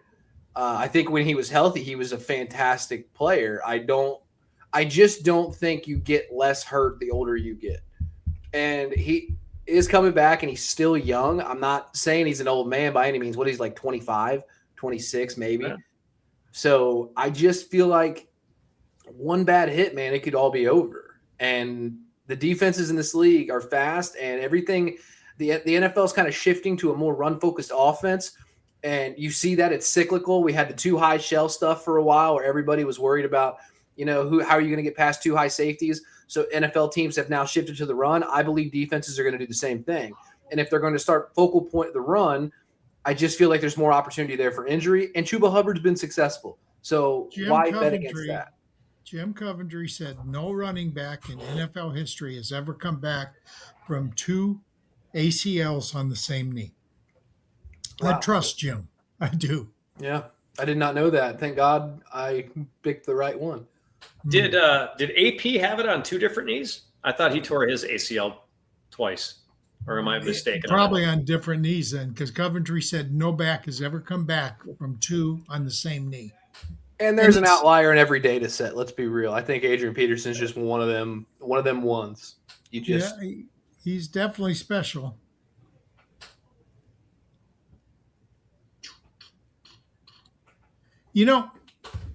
This guy seems to time out going this way, but pick immediately going the other way. Right. I think he's just messing with my mind. Yeah, I think he does it just to get to you. Yeah. Is it working? That's okay. It's easy to mess with my mind. Actually, my wife says it's very hard to mess with my mind. Nobody can find it. Oh. Boo. Hey, I can talk bad about my wife. She's in Japan. Ah. She comes back on Tuesday or Wednesday. I tell you, the best money my wife ever spent.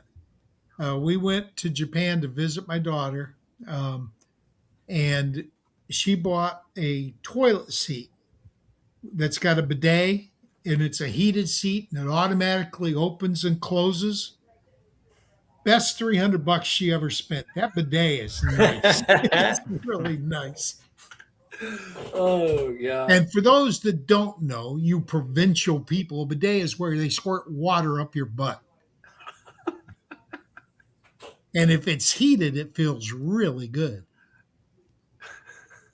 I don't even know where to go with this one, Greg. I want to say something bad. I don't know what to do. Oh, you could. I'd take it. No, I have a bidet in this house, so don't get me wrong. Now, I don't have a $300 heated whisper sweet nothings in my ear bidet, but I do appreciate a bidet, I have to say. It's a cleanliness thing, man. It is. And I tell you, you go to Japan, it's spotless over there. It really is. People are so polite. Although my favorite overseas destination is the Philippines. I love the Philippines. Never been overseas, man. I guess, I don't know. Do you count Jamaica as I crossed the ocean? Yeah. I didn't go over anywhere. Well, Jamaica is a foreign country, so yeah. I've been to 43 countries. I've lived in 5. I've been to 44 states and lived in 10. Wow. And I'm done now. I'm just outside of Austin, Texas, and I'm not moving again. Now I will travel, but I won't move. I was going to say, I just saw you recently in Canton, didn't I? Yeah, for the expo. Yeah, I'll travel. I drove up to Dallas for the Scott Fish Bowl this year, too. Nice. I was in the Cincy Live. I was in the Cincy Live Scott Fish. Yeah, Bob Harris was drafting in Dallas, and he and I go way back. So nice. Bob's a great dude. And Rick Versuelas, my co-host on the podcast, he ran the Houston one, and then he drove up to take part in the Dallas one. Wow. So and they both just happened to be in the same division I was in. Isn't it funny how that works, huh? Oh, yeah, but it's fun.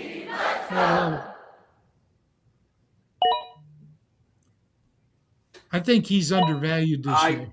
I don't agree, Greg, man. He's another one of those guys that I just don't trust. It's a lot like the Jonathan Brooks thing. I think he's a fantastic player, but are you really going to get the volume out of him? He's my RB3.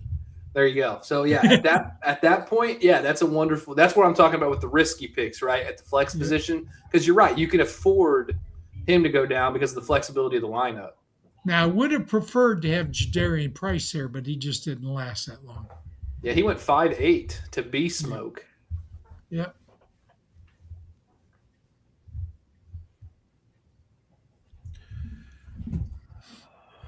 start preparing for my pick. You guys better be quiet, all right? It takes a lot to think. All Yeah. right? You're going to love my next pick. Is it So I was defense? mistaken on Adrian Peterson. He only tore it one time. He tore his ACL and his MCL in his left knee. But Codeman from Ballers and Briefs had actually brought up two different guys. Frank Gore tore both in college, and then Willis McGahee tore one in college and then one in the NFL. But did he tear the same knee or opposite ones? That's a good question. Speaking of Frank Gore, anybody see Frank Gore Jr.'s kid or Frank Gore's kid, Frank Gore Jr. play this weekend? See how fast that pick goes after I make my pick going the other way? That's what I'm talking about. He's just messing with my head.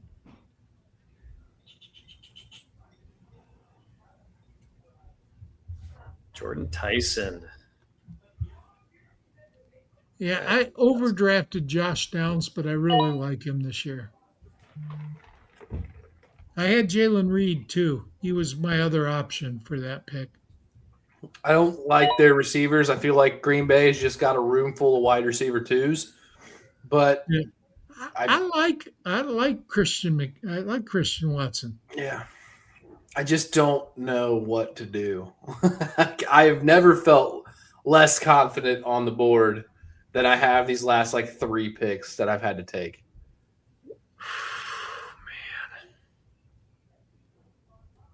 How many rounds are we going in this thing? 16. This is the halfway point. Oh, cool.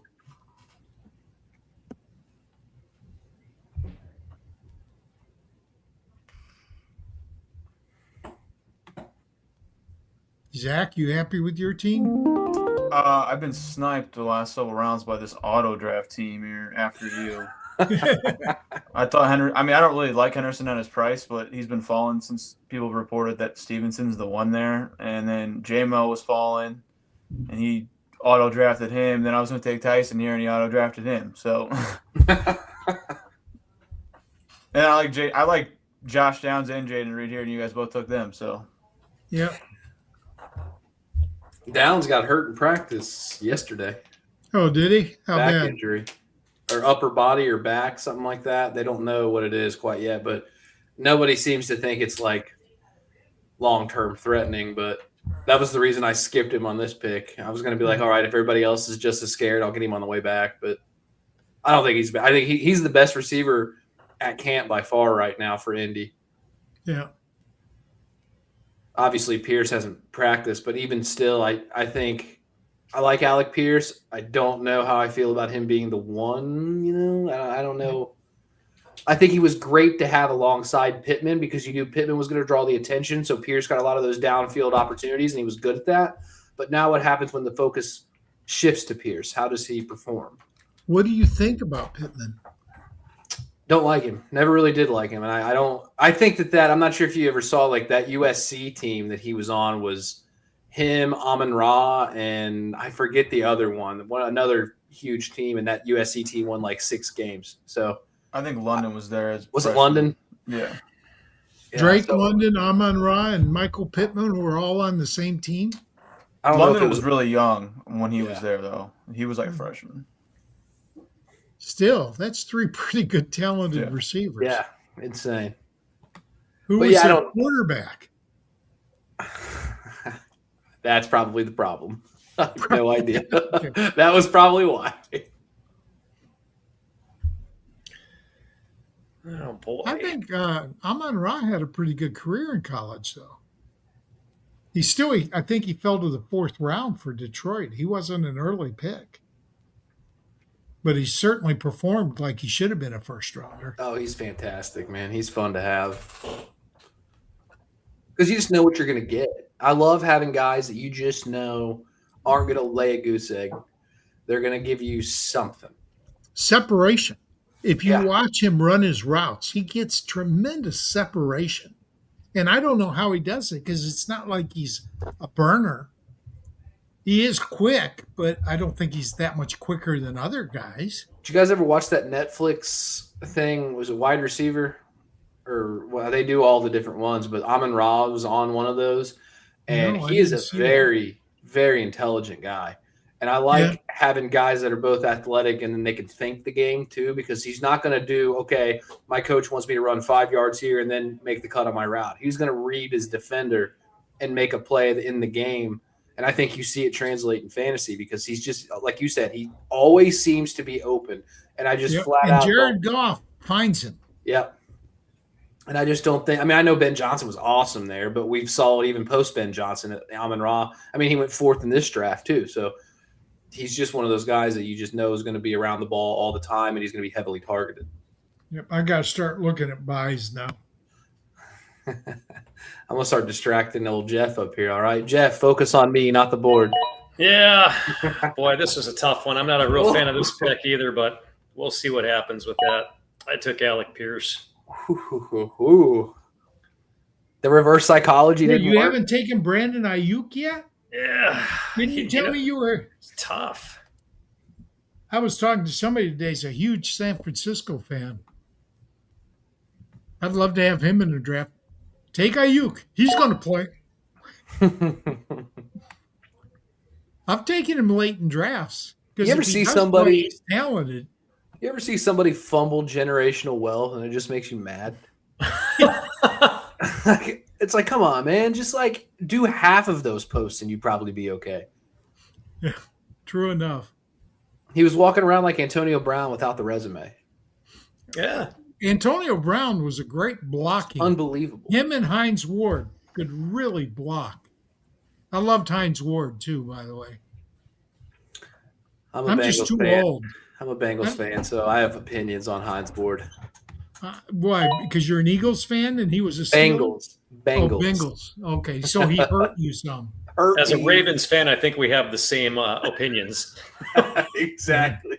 You know, he was tough, man. Hines Ward was a tough kid that tough. wasn't huge, that put his body on the line every game. If you can't respect that, you can't respect anybody in the NFL. 100% agree, but I'd never say it out loud. You just did. And we've got it on tape. Oh, now that's cool. You're a Bengals fan, so tell me, you watched the Detroit game? No, so I'm based in Indy, so I only got the Colts.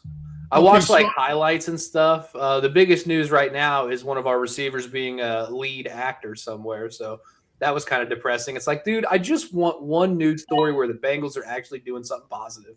I got to tell you, I'm worried about Joe Burrow this year. Detroit's second and third string line owned the starters for the Bengals. That was tough. I don't like seeing Joe Burrow take sacks ever, especially in preseason week 1. Yeah, and it's vanilla. It's not like they were running complex schemes. Trust me, man. I was really proud of Detroit's offensive line because we had so many questions. Now, there were a lot of holding penalties by the interior linemen. That's got to be worked on. But there wasn't a lot of pressure on the Detroit quarterbacks. Well, the Bengals and Detroit was with their second and third team. They had a rookie Altmaier that had time to throw against the starters for the Bengals.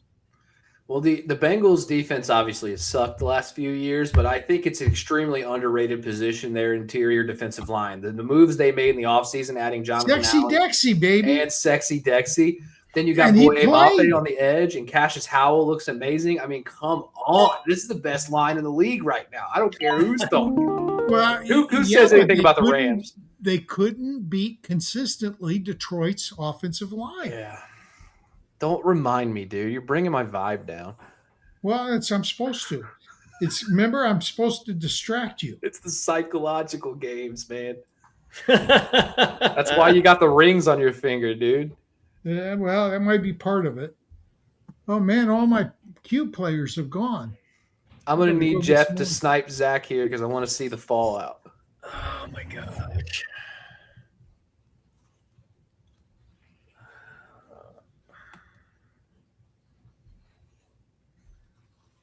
Aaron Jones, huh? That's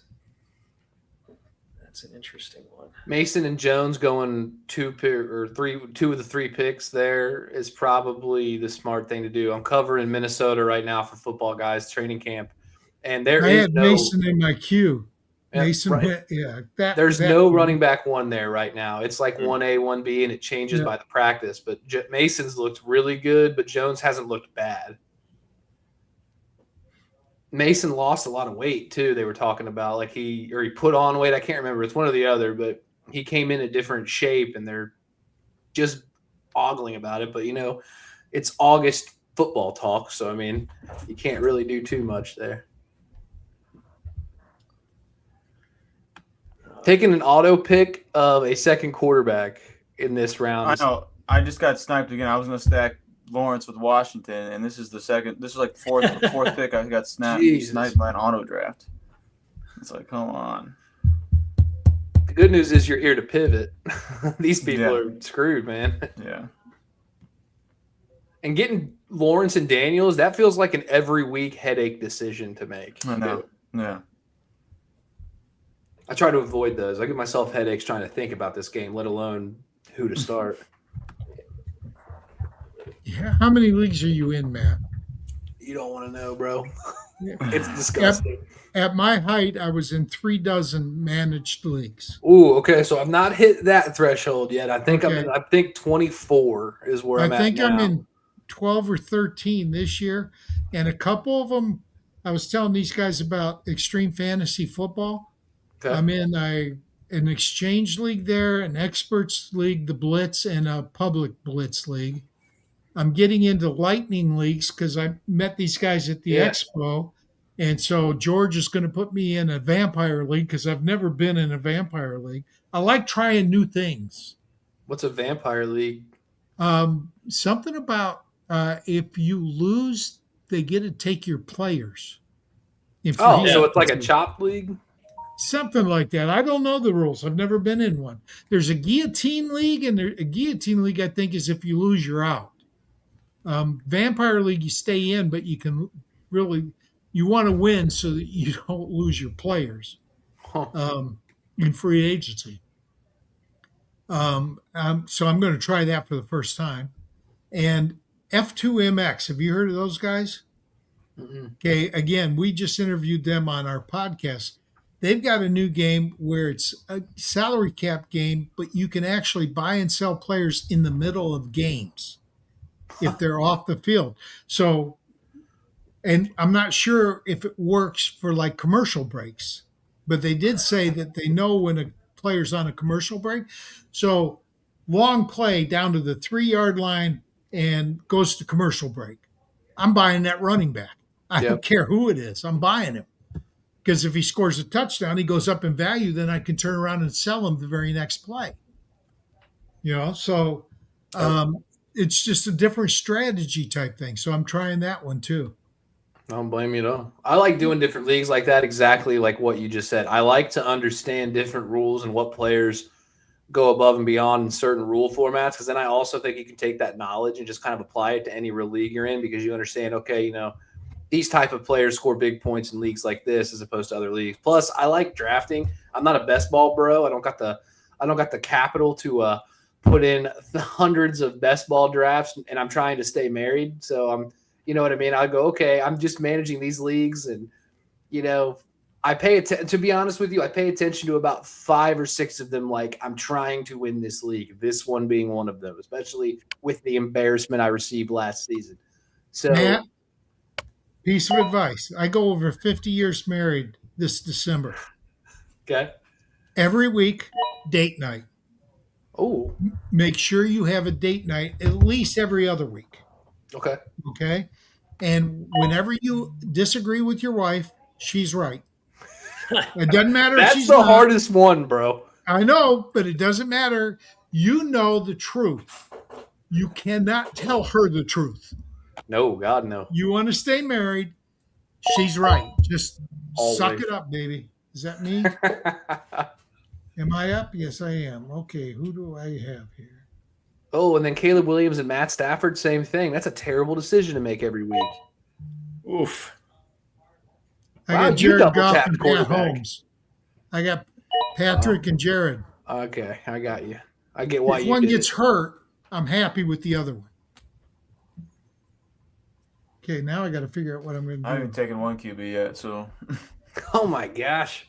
It's drying up quick too. Yeah, I like some of the guys. There's a couple guys I still like, but Yeah. at this point, I feel like, I mean, no point. I might as well just wait. I mean, they're all about the same. Yeah, so you I might should as well take wait. Mendoza. He's going to start. I have Bowers, so I mean, you got the stack, but I don't. Hey, I love Mendoza. Like I said, I'm in the Indy area, so watching that run was just incredible. The whole state was invested in it, even people that didn't care about football.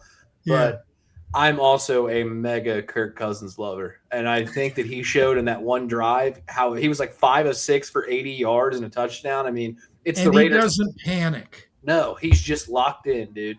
We're Yeah. talking Cole's cash and playbook. That's the two He things played this at dude Michigan cares about. State, if I remember correctly. Cousins, I think, was a Michigan State quarterback, and my mom got her master's from State. I grew up 35 miles from Michigan State, but my dad was an Iowa Hawkeye fan, and mom was a Spartan fan. So my brothers and I, we adopted the Wolverines. So we've been Michigan fans ever since. Every draft, I try to get at least one former Michigan player or one Lion. Dude, you should get McCarthy. Stefan. Yes. I would. I tell you what, in a dynasty league, I'd still take him. I believe in him. I'm an Ohio State. I'm truly an Ohio State guy. I just relocated to Indiana, and my dad's a huge Hoosiers fan, so I try. So you're truly an Ohio State fan? Well, I guess UC Bearcats, but nobody really cares about them. That's why. So shout out Alec Pierce. Love Alec Pierce. So for people who don't know, UC is University of Cincinnati. Yes, that is correct. I'm Cincinnati. I was there for 22 years of my life, 23 years of my life. That's where I grew up. That's home. I'm a big Bengals fan, Reds fan. It's terrible. It's awful. And I come back. But as an Ohio State fan, I want to thank you. You've been very kind to us Michigan teams. Hey. You guys, there was a run there where it was not very fun to play that. You guys won the freaking national championship and lost to us. Yeah, for real. How does that happen? But Purdy. Last year you did I like beat the us. Purdy pick. You did beat us wait last year. Yeah, it was between Purdy or Dart, and I have CMC, so I figured I get the. Okay. The stack, You have the whole offense now, man. That Yeah, offense at moves least till downfield. week You're getting 3. points. Yeah. Who knows? McCaffrey might be their number one receiver if Evans and their whole. Hopefully, the set. week we play each other, he peppers Kittle. Yeah.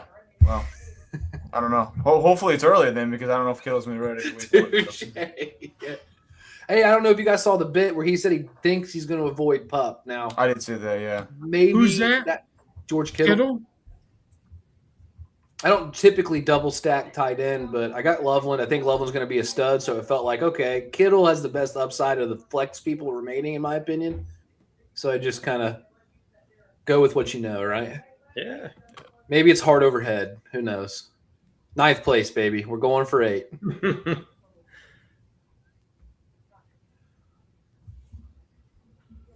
All right, boys, I'm going to hop off here now. I have to play dead. I just got back from the Cat's Eye movie. My daughter is a huge Cat's Eye fan, so I was shoveling Wendy's down my throat trying to get onto this as fast as possible. So I appreciate you guys letting me hop on here. Yeah, good to see you. Nice to meet you, Zach. And nice reach out well. to me because you promised to be one of my pros this year. And whatever you need, man. I'm All always right. available. All I'm right. always available. Thursday night, 15-minute segment. Yeah. I'll plug you in one of the early weeks. Heck yeah, man. I appreciate that.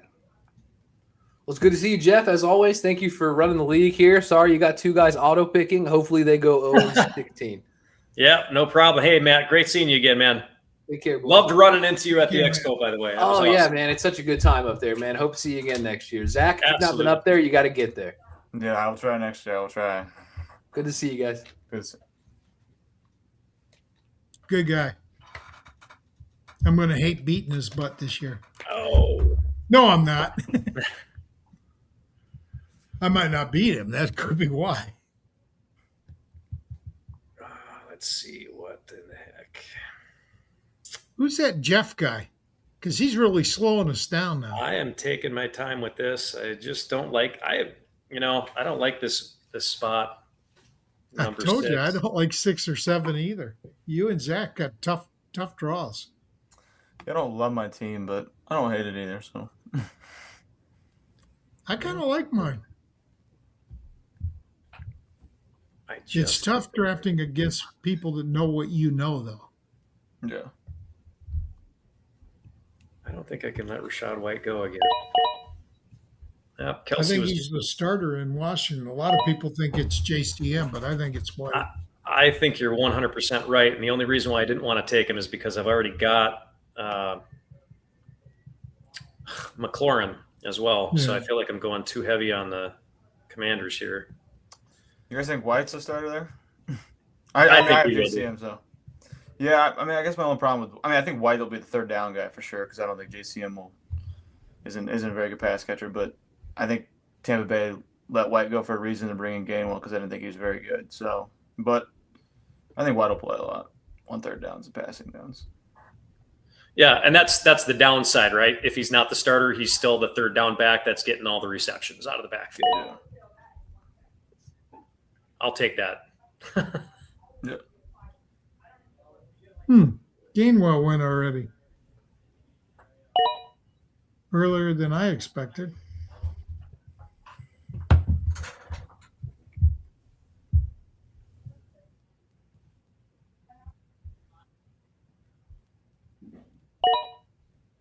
Ooh, kicker! Somebody took a kicker?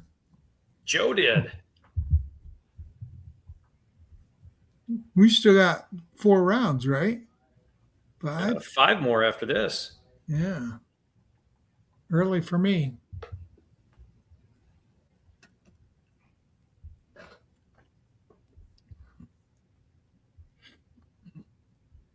But he did get a kicker on a good offense, so. We got a quarterback.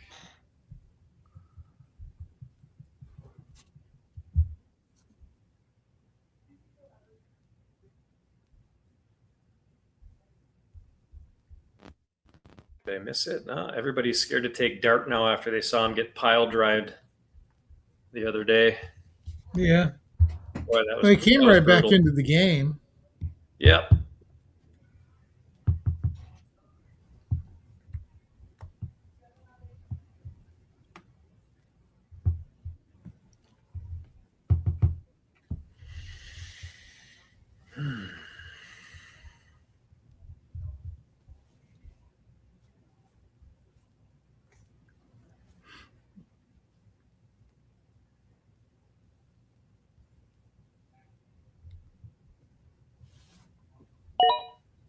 Woody Rick Martin. took Concepcion early, too. Good job, Yeah, Joe. what does he know? What does he know that we don't? He knew to take my guy, Gibbs.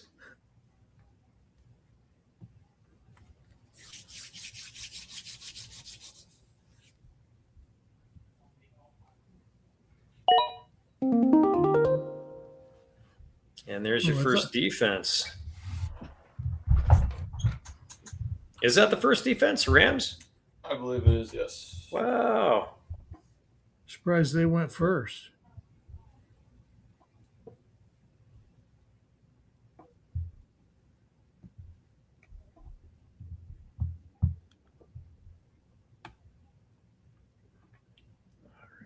Well, he is right for the taking here. I'm not going to take too long on this pick.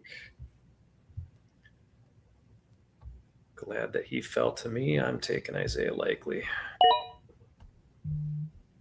And I've been buying him in just about every draft I can get.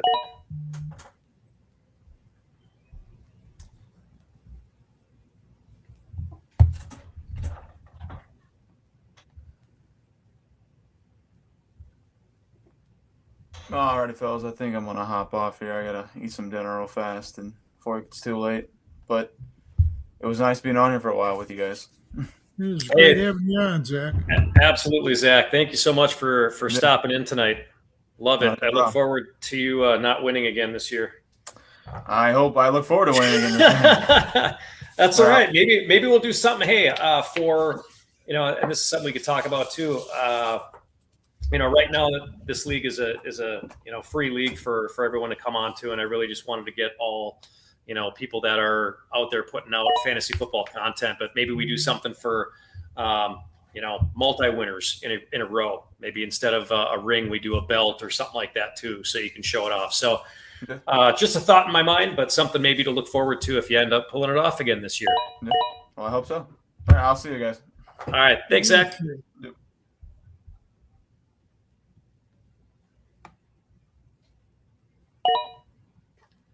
Now we're moving. Jacoby Myers, I was wondering when he was going to come off the board.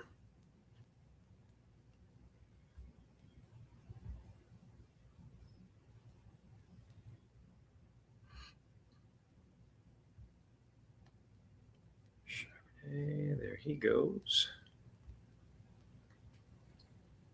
I really don't love taking Charbonnet, but I wanted another running back. And if he gets healthy, he's probably the best on the board. Yeah.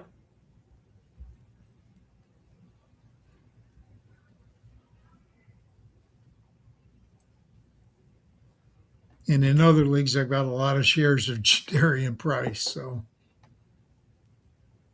this will give me my first share of Charbonnet.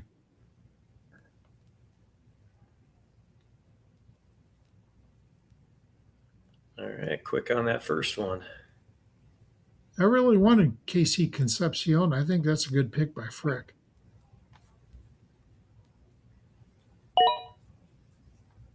Chigaconquo.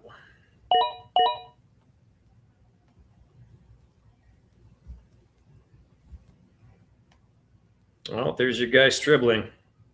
Yep, I took him. Oh, you did take him. Yes, I did.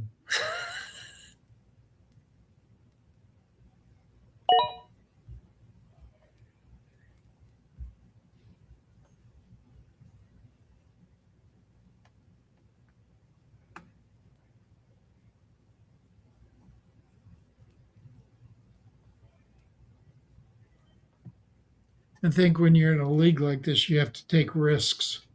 Oh, yeah.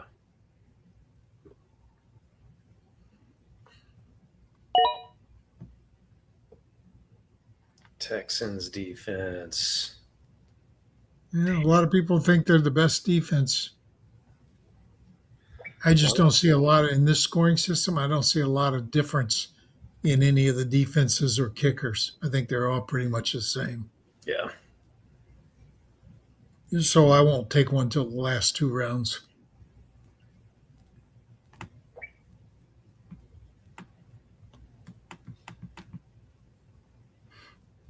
And while we're this, the Up in Smoke is still streaming on.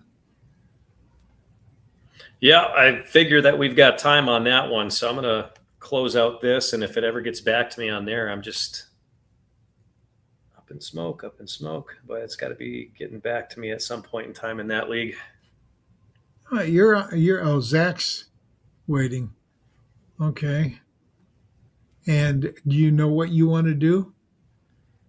I have two people in mind. Multiple positions or just one? Different positions. Okay. Yeah.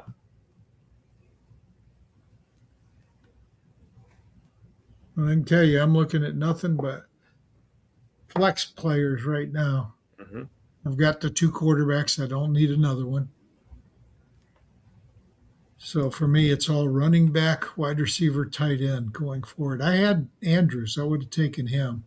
I've only got one tight end, but usually that's all I carry. You say you don't like to have to choose between two great quarterbacks. I feel the same way about tight ends. Yeah. Yeah. I'll either, my strategy is if I'm taking a quarterback early, then I'll probably take multiple tight ends. If I'm taking a tight end early, I'll probably take multiple quarterbacks just because everything else is going to be wide receiver, running back. Yeah.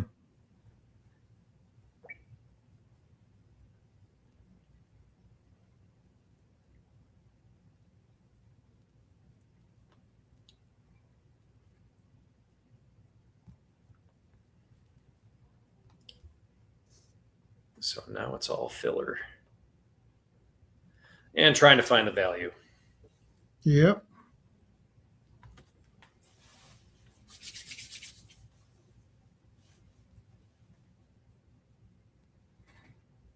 All right. Jackson Dart was not one of the guys I was looking at.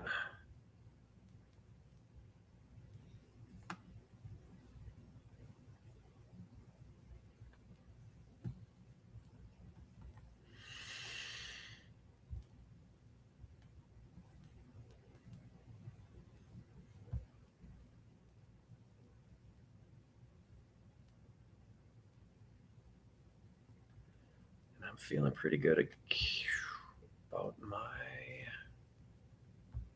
running backs.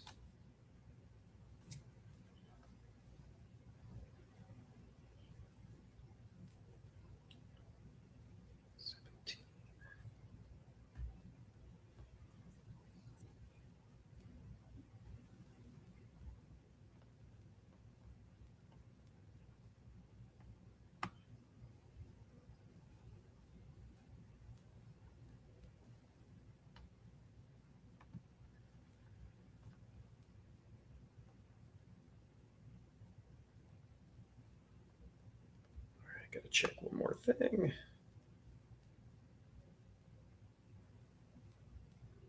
I'm surprised that Joe took a kicker before a tight end. Yeah, there's a lot of tight ends left. I'm surprised he took a kicker early too, though.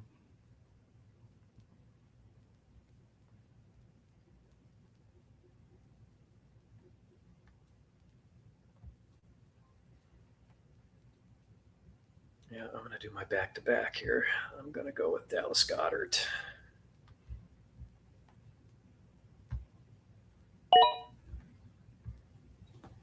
Now I can feel comfortable about my tight end combo.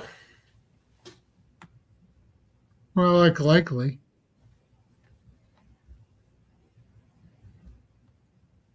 They have different bye weeks. They do, 8 and 10. Oh, I was worried because Giants and Eagles are in the same division. Yeah.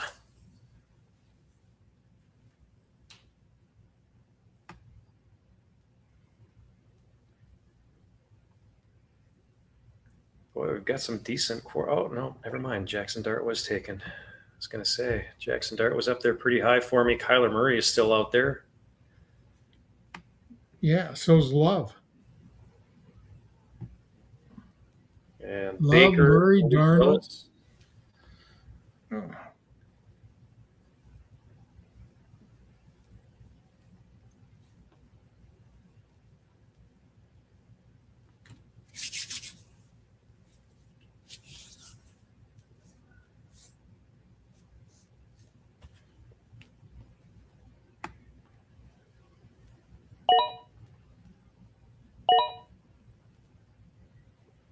Dylan Sampson, he was on my radar.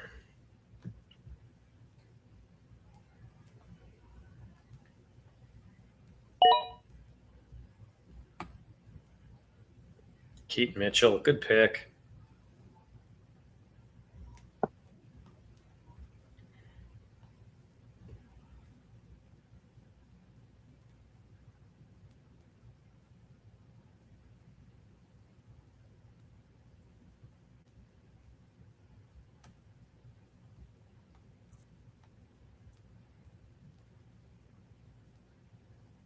I can't read it. Who's the person picking now? Jonah Coleman. Oh, Coleman. Okay. Did you see that one? And now Joe. Yeah. Now we got Codeman picked. Mike Washington. Wide receiver Running back. for who? Is that who it is? Mike Washington, or is it Malik Washington? Malik is a wide receiver, not a running back. Malik Washington is the Dolphins wide receiver. That's Mike Washington. I had it right the first time. Mike Washington for Las Vegas. Ah, So he took your backup, took your handcuff. yeah, I don't handcuff my starters very often.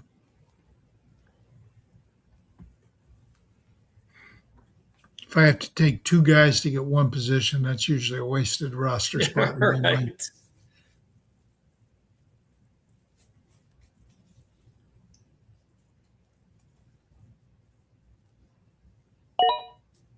Ronda Gadsden. He must have heard us talking about how he hasn't picked a tight end yet. Yeah. Yeah. I thought about Gadsden. My Fanex championship year, Gadsden's dad was my free agent pickup that pushed me over the top. Oh, nice. Rondé Gadsden for Miami. He had a tremendous end of the year. Pushed me over the top to win the championship in Famex. So I've got a place in my heart for his kid.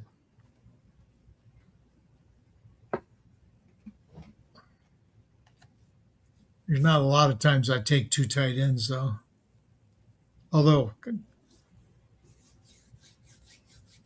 I considered Mark Andrews quite a bit.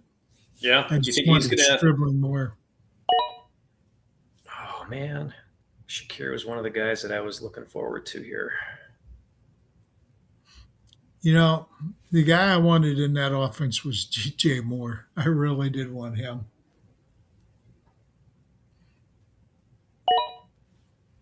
And Cook, of course.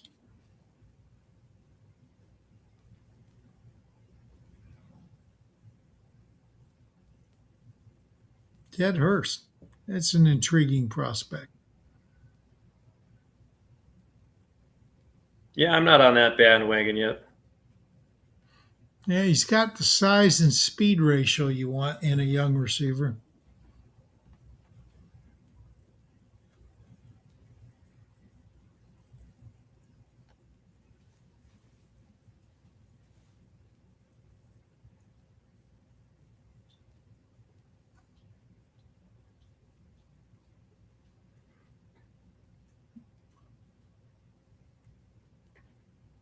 And I definitely like his quarterback.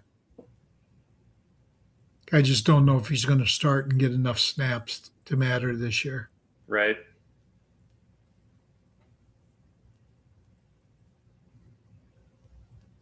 I thought about Dylan Sampson, too. I just thought Charbonnet had a bigger upside. Though I expect him to miss at least the first month, 6 weeks.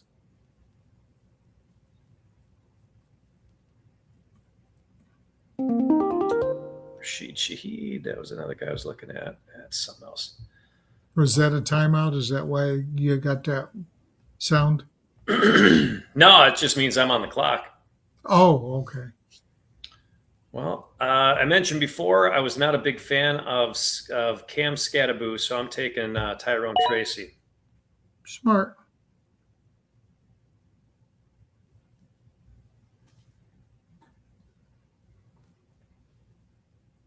And we'll see what happens with that. Even though he missed that gigantic block to get Jackson Dart knocked into the blue tent. Oh, he's going to take a defense if he times out.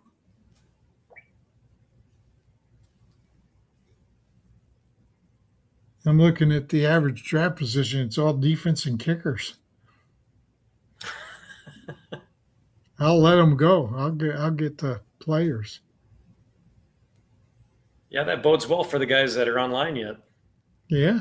I see everybody is actually green right now, except for Fun Football Pod. Yeah. Jake at the end.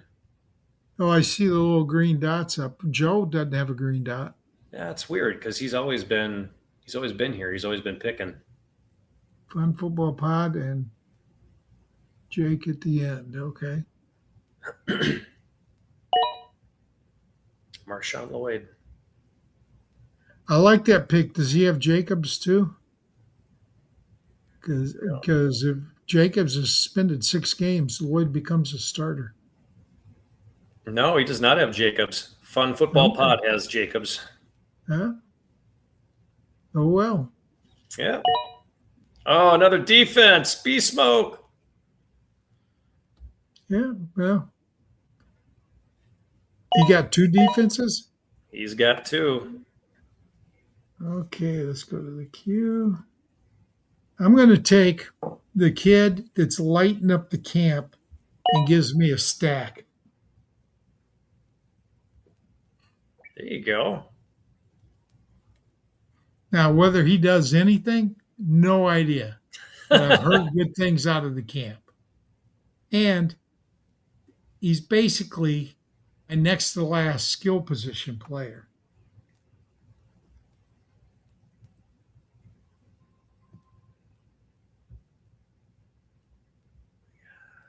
And now I'm not sure who to go with. because I only have one more skill position player. And I'll tell you, I was thinking Denzel Boston, Jacoby Lane. Is it Jalen Wright that's a backup in Miami? And Malik Washington, the wide receiver. And I'm just Okay. not sure who to go with.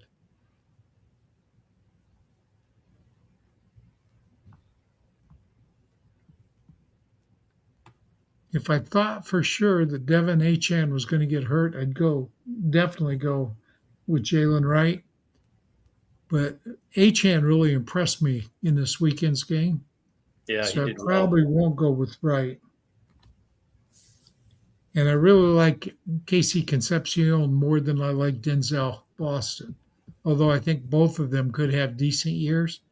I'm just not sold on the quarterback situation in Cleveland. Yeah.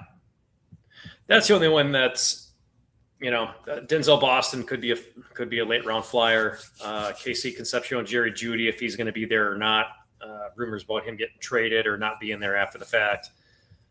Well, he could play. Judy could end up playing the slot in Boston, and Concepcion could take the outside. Oh. The two receiver sets they would have it. But again, I just don't know what to do with the. I just don't know what to do. Period. To be honest.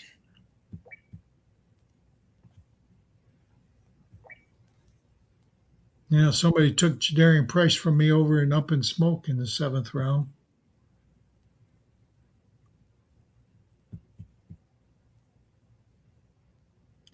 Now, it depends on what.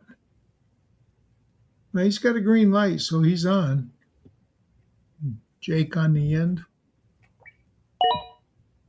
And he took Kamara, so I'm going to take Malik Washington.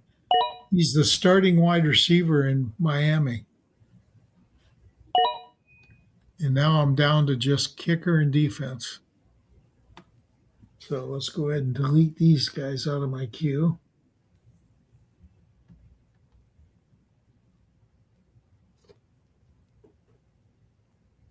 There goes Jordan.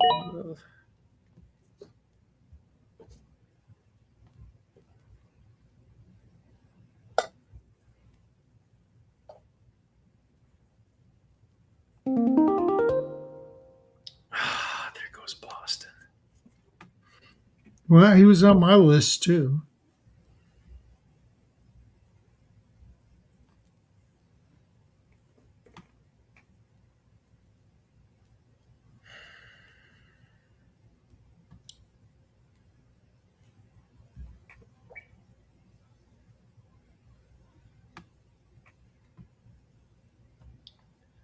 Oh, that's fine.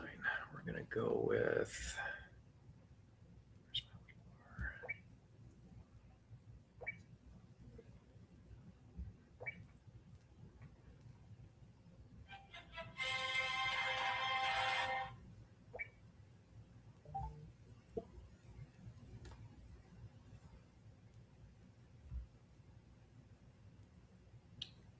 Why am I not seeing him? There he is.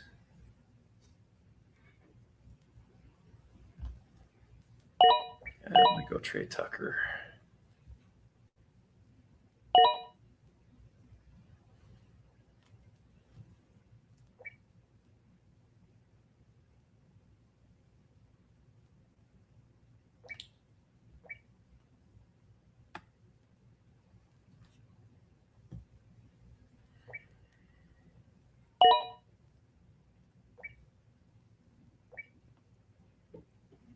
Boy, oh boy. Boy, there's a lot of kickers gone already, huh? Yep. That's an odd one to me. Yeah. I usually wait until the season starts. That's my strategy is I will draft I might draft a defense with one of my last picks, but I will never draft a kicker, especially, when you're looking at 2 weeks, 2.5 weeks 3 weeks almost until the first game is even played. You don't know who's going to get hurt in training camp. You don't know who's going to get hurt in the preseason. you end up drafting 5 or 6 wide receivers. Maybe one of them goes down with a season-ending injury. Well, you might as well just get rid of that guy then and pick up a kicker. That's my mentality up. Oh, are you turning on free agency as soon as the draft's done? Probably. Okay.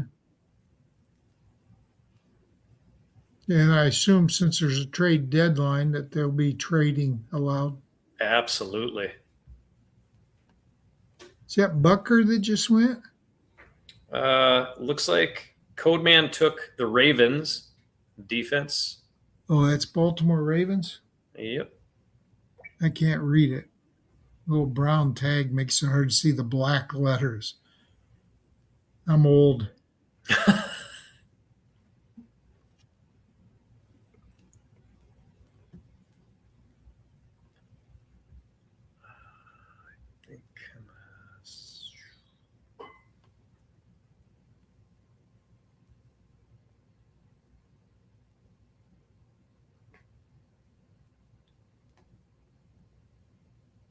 Yeah, now we're getting deep into the weeds.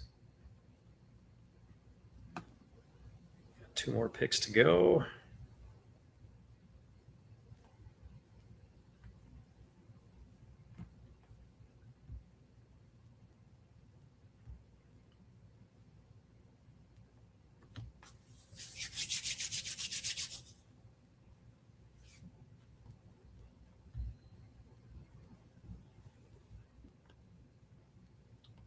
Is Joe on? I don't know.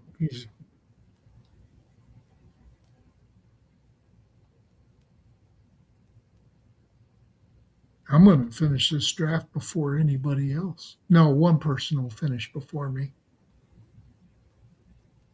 Jake will finish before I do. Yeah.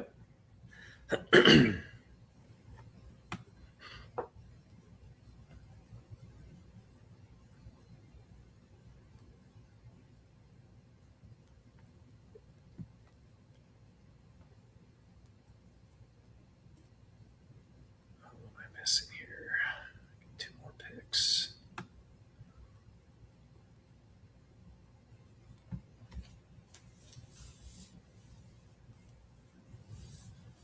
Well, we got this thing done in less than 3 hours anyway.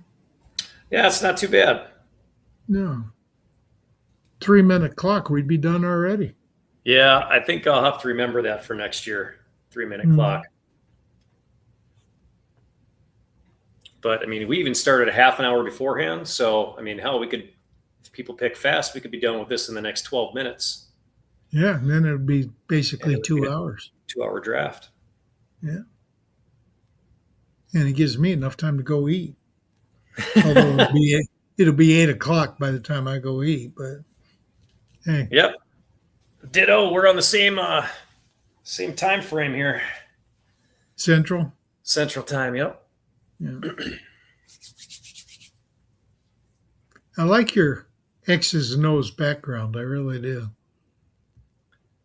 Did you design that or did you just borrow it? It was an idea that I had. I had some stuff designed for me, like the logo and all that kind of stuff, and had business cards made, and that was just part of it. Have you decided if you want to team up with other people? Oh, absolutely. Yeah. Sean and I wish Sean had more time, because it's funny. We were even talking about earlier today. We were going back and forth on, I'm going to have to pull it up because we do this all the time. I would love it if he had more time to actually do this. We were talking about, he was starting to sour on Bijan a little bit. Me too. Great talent, but offense is a gigantic question mark. And I said I agreed. And as he was saying that, Penix with the knee injury, Tua looked awful. Offense is in a 10-yard bubble. And I replied, the offense is going to be crap. London is still on the board right now for the draft that we were in together, which was second round, late second round, maybe even the third. And I said, that tells you something. And then immediately I got the response back from him. London has to be lowered also. So it's funny. We're always on the same page about stuff. Our mindset's pretty good. But yeah, as far as, I talked to George, at at the expo as well. We've got very similar ideas of what we'd like to do. Haven't found that steady person yet, though. Wow, Joe's taking every second. His time is up. Well, he's not here. He doesn't have He a is- green light on. Wow, he got Kenyon Sadiq. Who's injured right now?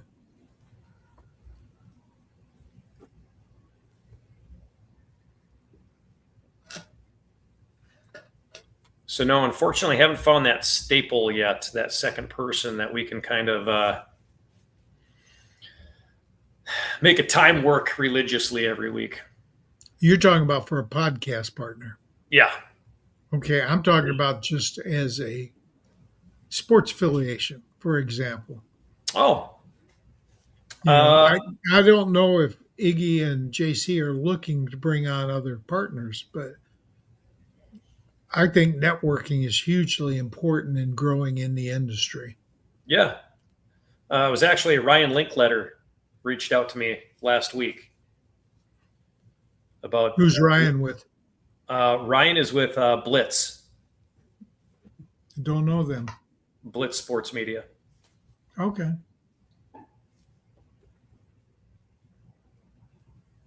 Yeah, I like working with the sports affiliation because usually they provide the StreamYard, so I don't have to pay for that.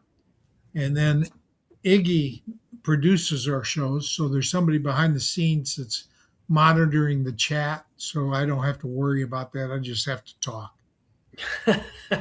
I like just being able to talk. Yeah. And if something comes up in the chat, Iggy puts it up on the screen, I can see it and I can reply to it there. And then Rick and I share the script writing. We do a show sheet every week. So we know what questions we're going to ask. We provide those to the guests so they kind of know what way the conversation is going. And I don't know. I just think it works well. I have fun with it. Yeah. And if it ain't fun, why do it? Exactly. Here we go. Now we're picking up some steam. Yeah, but they just took my kicker. thought you weren't going to take a kicker. I know you said you don't take a kicker. I was Yeah, going I- to take a kicker. Okay. Kicker and defense are my next two picks. But Cam Little was the kicker I was going to get. Now I got to go find another kicker. Well, I'm going to take a flyer on wide receiver here.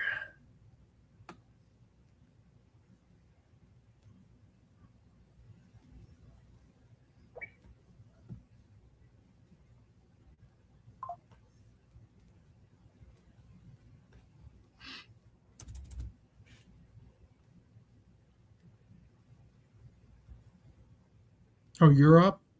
I am up. And now I'm not. I took Omar Cooper. Jets, right? You got it. Yeah.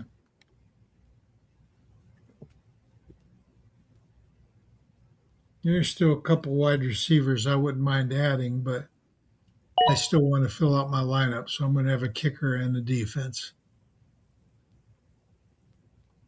And if somebody takes my next kicker, I'm just going to go with defense, at least for the next pick.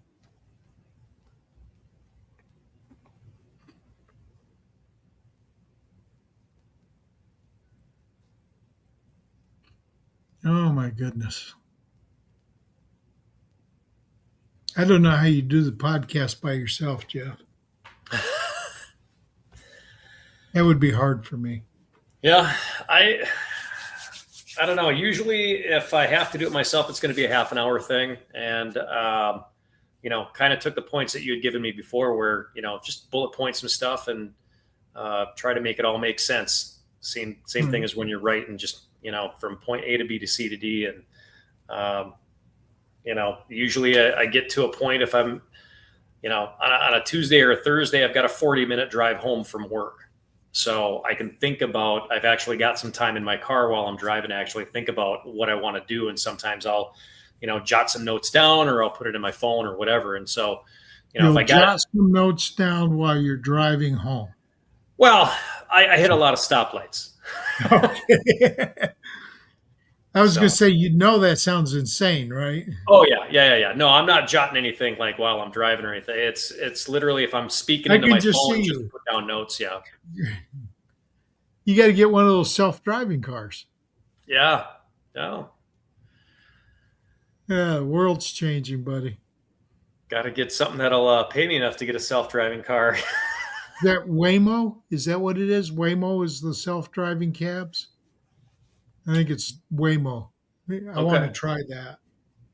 Just once.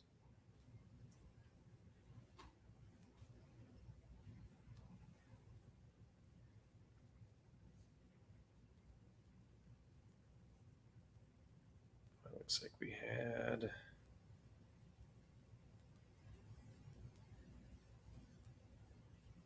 Tajay Spears. He was another I was looking at, but Tennessee just I'm not confident in that offense either.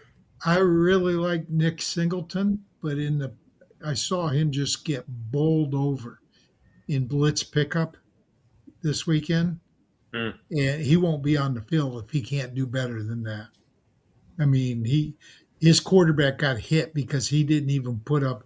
He was a please take him type thing. Yikes. You've got to be able to block in blitz pickup if you want to be on the field. And he sucked on that. It was just one. It was just one, and he can learn. But it scared the hell out of me as far as picking him. And then you got the other rookies like Stribling that look like a superstar. Concepcion looked like a superstar. Yeah. I kind of like the fact that I got Malik Washington so late in the draft.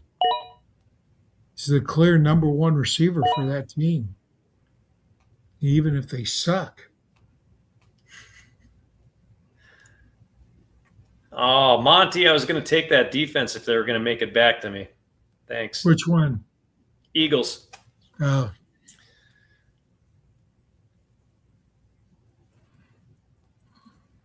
Well, this defensive scoring is mostly turnovers, right? It's not really. Is there a points per game? There's points per game as well, and I'd have to get into it and see. I think I modified it a little bit. The typical, you go from, hey, you've got 10 points. I'll just pull it up. And the more points you give up, the less you get. Yep. Do you get negative points if you give up too many? Absolutely. Hmm. So let's get into. So you don't want offenses that score quick. Yeah, you don't want your defense too lax. Yeah. So for defense, obviously a team touchdown is going to be 6 points. If your points allowed, if you don't allow any points, it's 10. Shutout. Yep. So if you're pitching a shutout, here's where wait a minute. What if the offense gives up 6 points, but the defense doesn't? In other words, a pick six. Yeah, I think you're just kind of screwed. Oh, okay. I mean, well, I don't know. Some you'd have to check and see, but some systems only count the points given up by the defense. Yeah. But I don't know how they would handle the extra point. Let's see. Yeah, that's fair too. I don't know how they would handle that either, or how you would end up scoring that. But 0 points allowed is worth 10. If you give up 1 to 6, it's 8 points. It's typically 7 in most other leagues. Points allowed 7 through 13 is 5 points. I figure that's a pretty average day. Points allowed 14 to 20 is 2 points. Points allowed after 21. So 21 to 27 is where you start losing. 21 to 27 is -1. Points allowed 24 to 30, 28 to 34 is -2. And then points allowed 35 plus is -3. Hey, I'm going to get my defense too because he can only take one of them. I like my Lions. They do score fast, but I think the defense is much improved this year.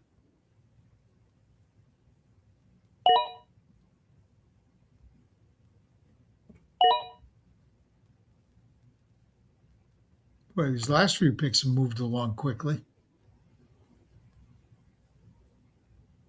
And then we hit Zach, right? Yep. I don't know if he's got a kicker or He does defense. not. He doesn't have a kicker or a defense yet. Yeah. And I don't think he's picking. I think let's go look and see what's in the queue. Player. Yeah, got a little green dot up there. Well, Patriots defense is top, so if he doesn't pick, he should get the Patriots. Don't be giving away my secrets now. Hey, I'm just telling you what's top of the list. I'm not saying I would draft them. Although they do play outside in a cold weather environment, so in the winter they'd probably be pretty good.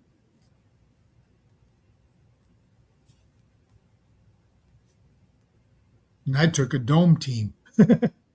Yeah.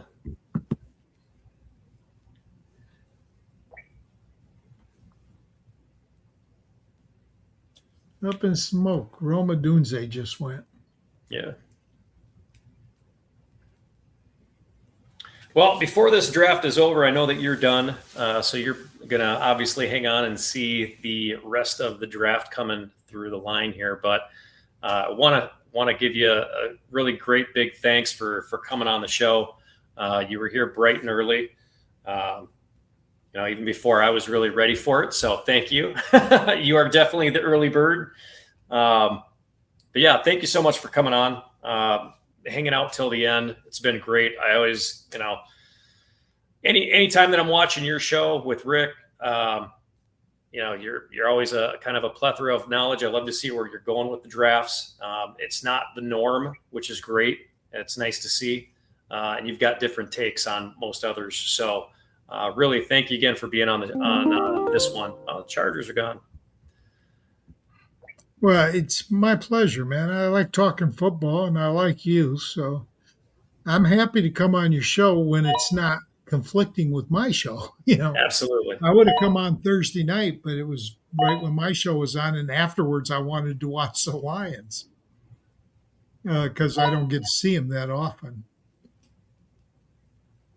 Well, we haven't gotten to see any football that often recently. And Mr. Irrelevant is... Oh, boy. Tyreek Hill was taken by Codeman with the second to last pick. Tyreek Hill. But he's not Mr. Irrelevant. Nope. Come on, Joe. Tell us who you got. Mr. Irrelevant. Make it good. The Steelers defense. All right. Well, Steel Curtain used to be good. Used to be. And it is outside. That should definitely be exciting. Wow, this was great. A lot of build up. Oh, let's do that. We'll get the draft board out of there. This was fun. It was. Who's behind you? Ray Lewis. I should have known. There you go. I got Ray behind me. I've got Ed down that way. Ed Reed. Yep. And then I got Joe off to my left. Where do you live, Jeff? I'm in Minnesota. Why are you a Ravens fan? Yeah. So I'm going to date myself doing this too. So I was in high school, graduated high school in '96, and there was no way that I was ever going to play. You're dating yourself. I graduated in '74. So I played high school football, and I got some D2, offers to play around the state. And, the big college that I had a dream of playing for was Miami. I love the U. And so the U, obviously, that's where Ray Lewis came from. And also in '96 is when the Baltimore Ravens became a team. So when they came about, I love the logo. I love the colors. Obviously, I was a Minnesota Vikings fan up until purple, yeah, '99, 2000-ish. And it was really just because, hey, Minnesota, they had their 15-1 year, didn't even make it to the Super Bowl. They lost in the NFC Championship to the Falcons. And the next year, it was 42 donut to the Giants in the playoffs. I had press credentials to the Falcons that year. Really? I was a fantasy guy, and all I did was call the PR department and got to know some of the PR people. And I told them I'm a fantasy guy. I do all my work online. And they allowed me to go, I think, 4 home games in the press box, interviewed Mike Ditka. That was one of the guys I got to talk to. Nice. Oh, it's amazing. Yeah. So you were saying? Yeah. And, it just, the Ravens were making the moves that I wanted to see the Vikings actually do. So they drafted Ray Lewis in 96. They drafted Ed Reed a couple years later. When the Vikings head coach was Denny Green, they had Tony Dungy and Brian Billick as their offensive and defensive coordinators. And of course, Brian Billick goes off to Baltimore, and he went Dungy to. Dungy was the defensive coordinator, right? He was, yeah. Dungy was actually the defense, and Brian was the offense. Okay, I was going to say, because Dungy, I don't think he ever ran an offense. No, not at all. And he was Minnesota Gophers guy too. So, but yeah, so when 99 and 2000 happened, and then obviously the Ravens won, I was like, you know what? At that point, for a couple of years, it was I can cheer for the Vikings and I can cheer for the Ravens because it's NFC AFC. So, but then after that, I was like, you know what? I'm done with this team. I'm done with Minnesota's disappointment. And it was really just a lot of the different things that they were doing. I wanted to see. I really wanted to see that Minnesota do. The Vikings went through so many different quarterbacks. They went through the Brett Favre and Gus Frerotte and Donovan McNabb and all. The Vikings had Brett Favre? I don't remember that. And you're frozen. Okay, well, I don't know if you're frozen for everybody else or not, but you're back. Okay. I don't know. The Vikings had Brett Favre? Yeah, they did. After he went to the Jets for 1 year. I didn't realize that. Yeah, totally forgot. That was what did they call that? It was the Vikings went to the playoffs and they went up against the Saints. Bounty Gate is when, somebody put a bounty on player's head or something on Favre to go and hurt Favre during that game. Yeah, that was when he's the Saints did that. The Saints did that, and that's when they had the Denver Broncos. The New Orleans Aints went after Favre. Yeah, in the playoffs. Yeah, they deliberately were diving at his legs and stuff like that. Yeah, it was a big deal because it got Sean Payton suspended. I think the defensive coordinator was suspended. The players should have been suspended. Yeah. So that's how it came to be, and when we won the Super Bowl in 2012, it was Matt Burke was our center. He was a former Minnesota Viking. Yeah. We had McKinney, Bryant McKinney was our left tackle. He was a former Minnesota Viking. Did Willis McGahee play for the Ravens? Yep, he did at one point. Did he go to the U as well? Oh my gosh. I don't remember. I thought he went to University of Miami, but I'm not sure. Yeah, that one I'm not 100%. Yeah. So you get old. All these names come back, but you can't remember all the details. So. Right? Yeah. So that's how I became a Ravens guy. Is just love the logo. I loved Brian as their first head coach, or not first head. He was the second head coach. First guy, crash and burn. But the defense, I played defense, so it was just loved Ray Lewis. That was kind of a big thing. Ray Lewis and Ed Reed, fantastic. Terrell Suggs was from Minnesota, and then he went and played at Arizona State. So then he ended up playing for the Ravens as well. So who should also be in the Hall of Fame? Who should Terrell Suggs? Yeah, I think he'll get there. Fame? I think Terrell Suggs should be. I think he's got credentials to get in the Hall of Fame. Defensive players, I don't really know if they have, when you got Lawrence Taylor or Ray Lewis, or Mike Singletary, these guys stand out. Yeah. But defensive linemen, unless it's like Micah Parsons or Aiden Hutchinson getting 20 sacks a year, you just don't think about it.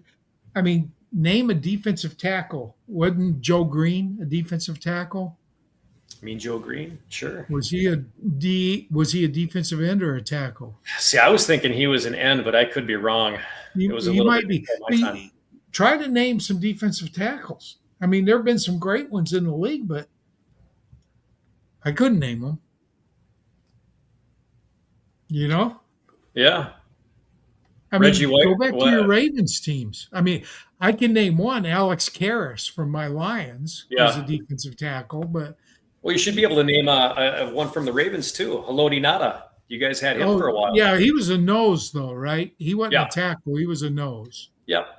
Yeah, because we ran a 3-4. To me, that's a different position. You're lining up over the center rather than over a guard. Yeah. Oh man. Anyway, it's been great.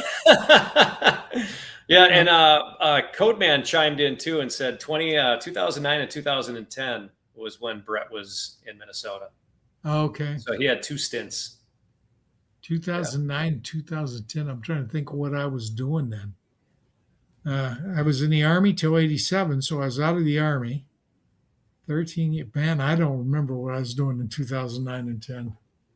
I was still working, so I was probably maybe in Atlanta.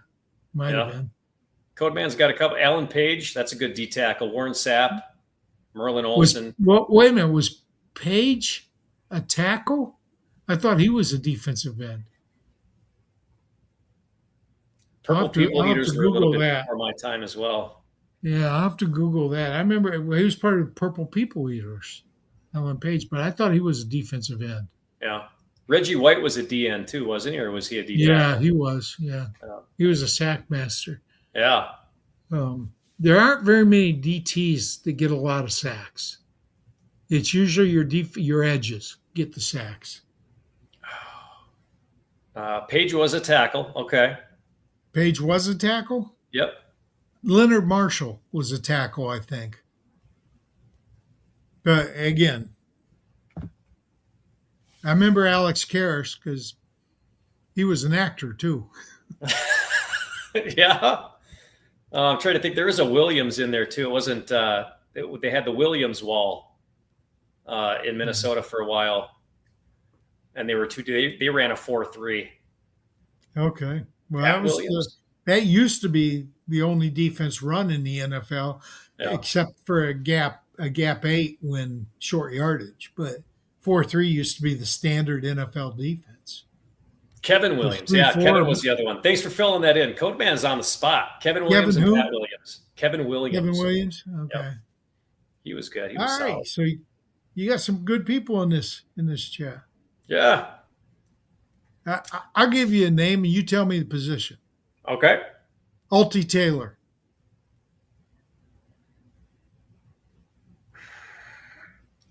Mel Farr. What's that? Mel Farr. Mel Farr. The names are familiar. Charlie Sanders. That one I have no idea. Charlie Sanders is a Hall of Fame tight end for Detroit. Okay. Farr and Taylor were running backs back when I was a kid. So I'm going way back for you. And it's all Lions because that's all I knew at the time. So yeah. Oh boy. Well, I think it's Bill Munson, quarterback. Greg Landry, quarterback. Bill Munson. Yeah. And I think he played a lot of different. I think he played at least 3 or 4 different teams in his career. Yeah. So it's a great game. It really is. I love this game. I love Lawrence Taylor. He changed the game. Yeah. So that's not many players changed the game. Barry Sanders changed the game. I think you could say the same about Marshall Faulk, Roger Craig, and LaDainian Tomlinson. They all, because they were receivers and running backs. They were multi-purpose. Taylor, I think Butkus changed the game. He made it a much tougher game, Dick Butkus. Yeah. What was the tight end's name for Philadelphia? Keith something. I can't remember. Ah.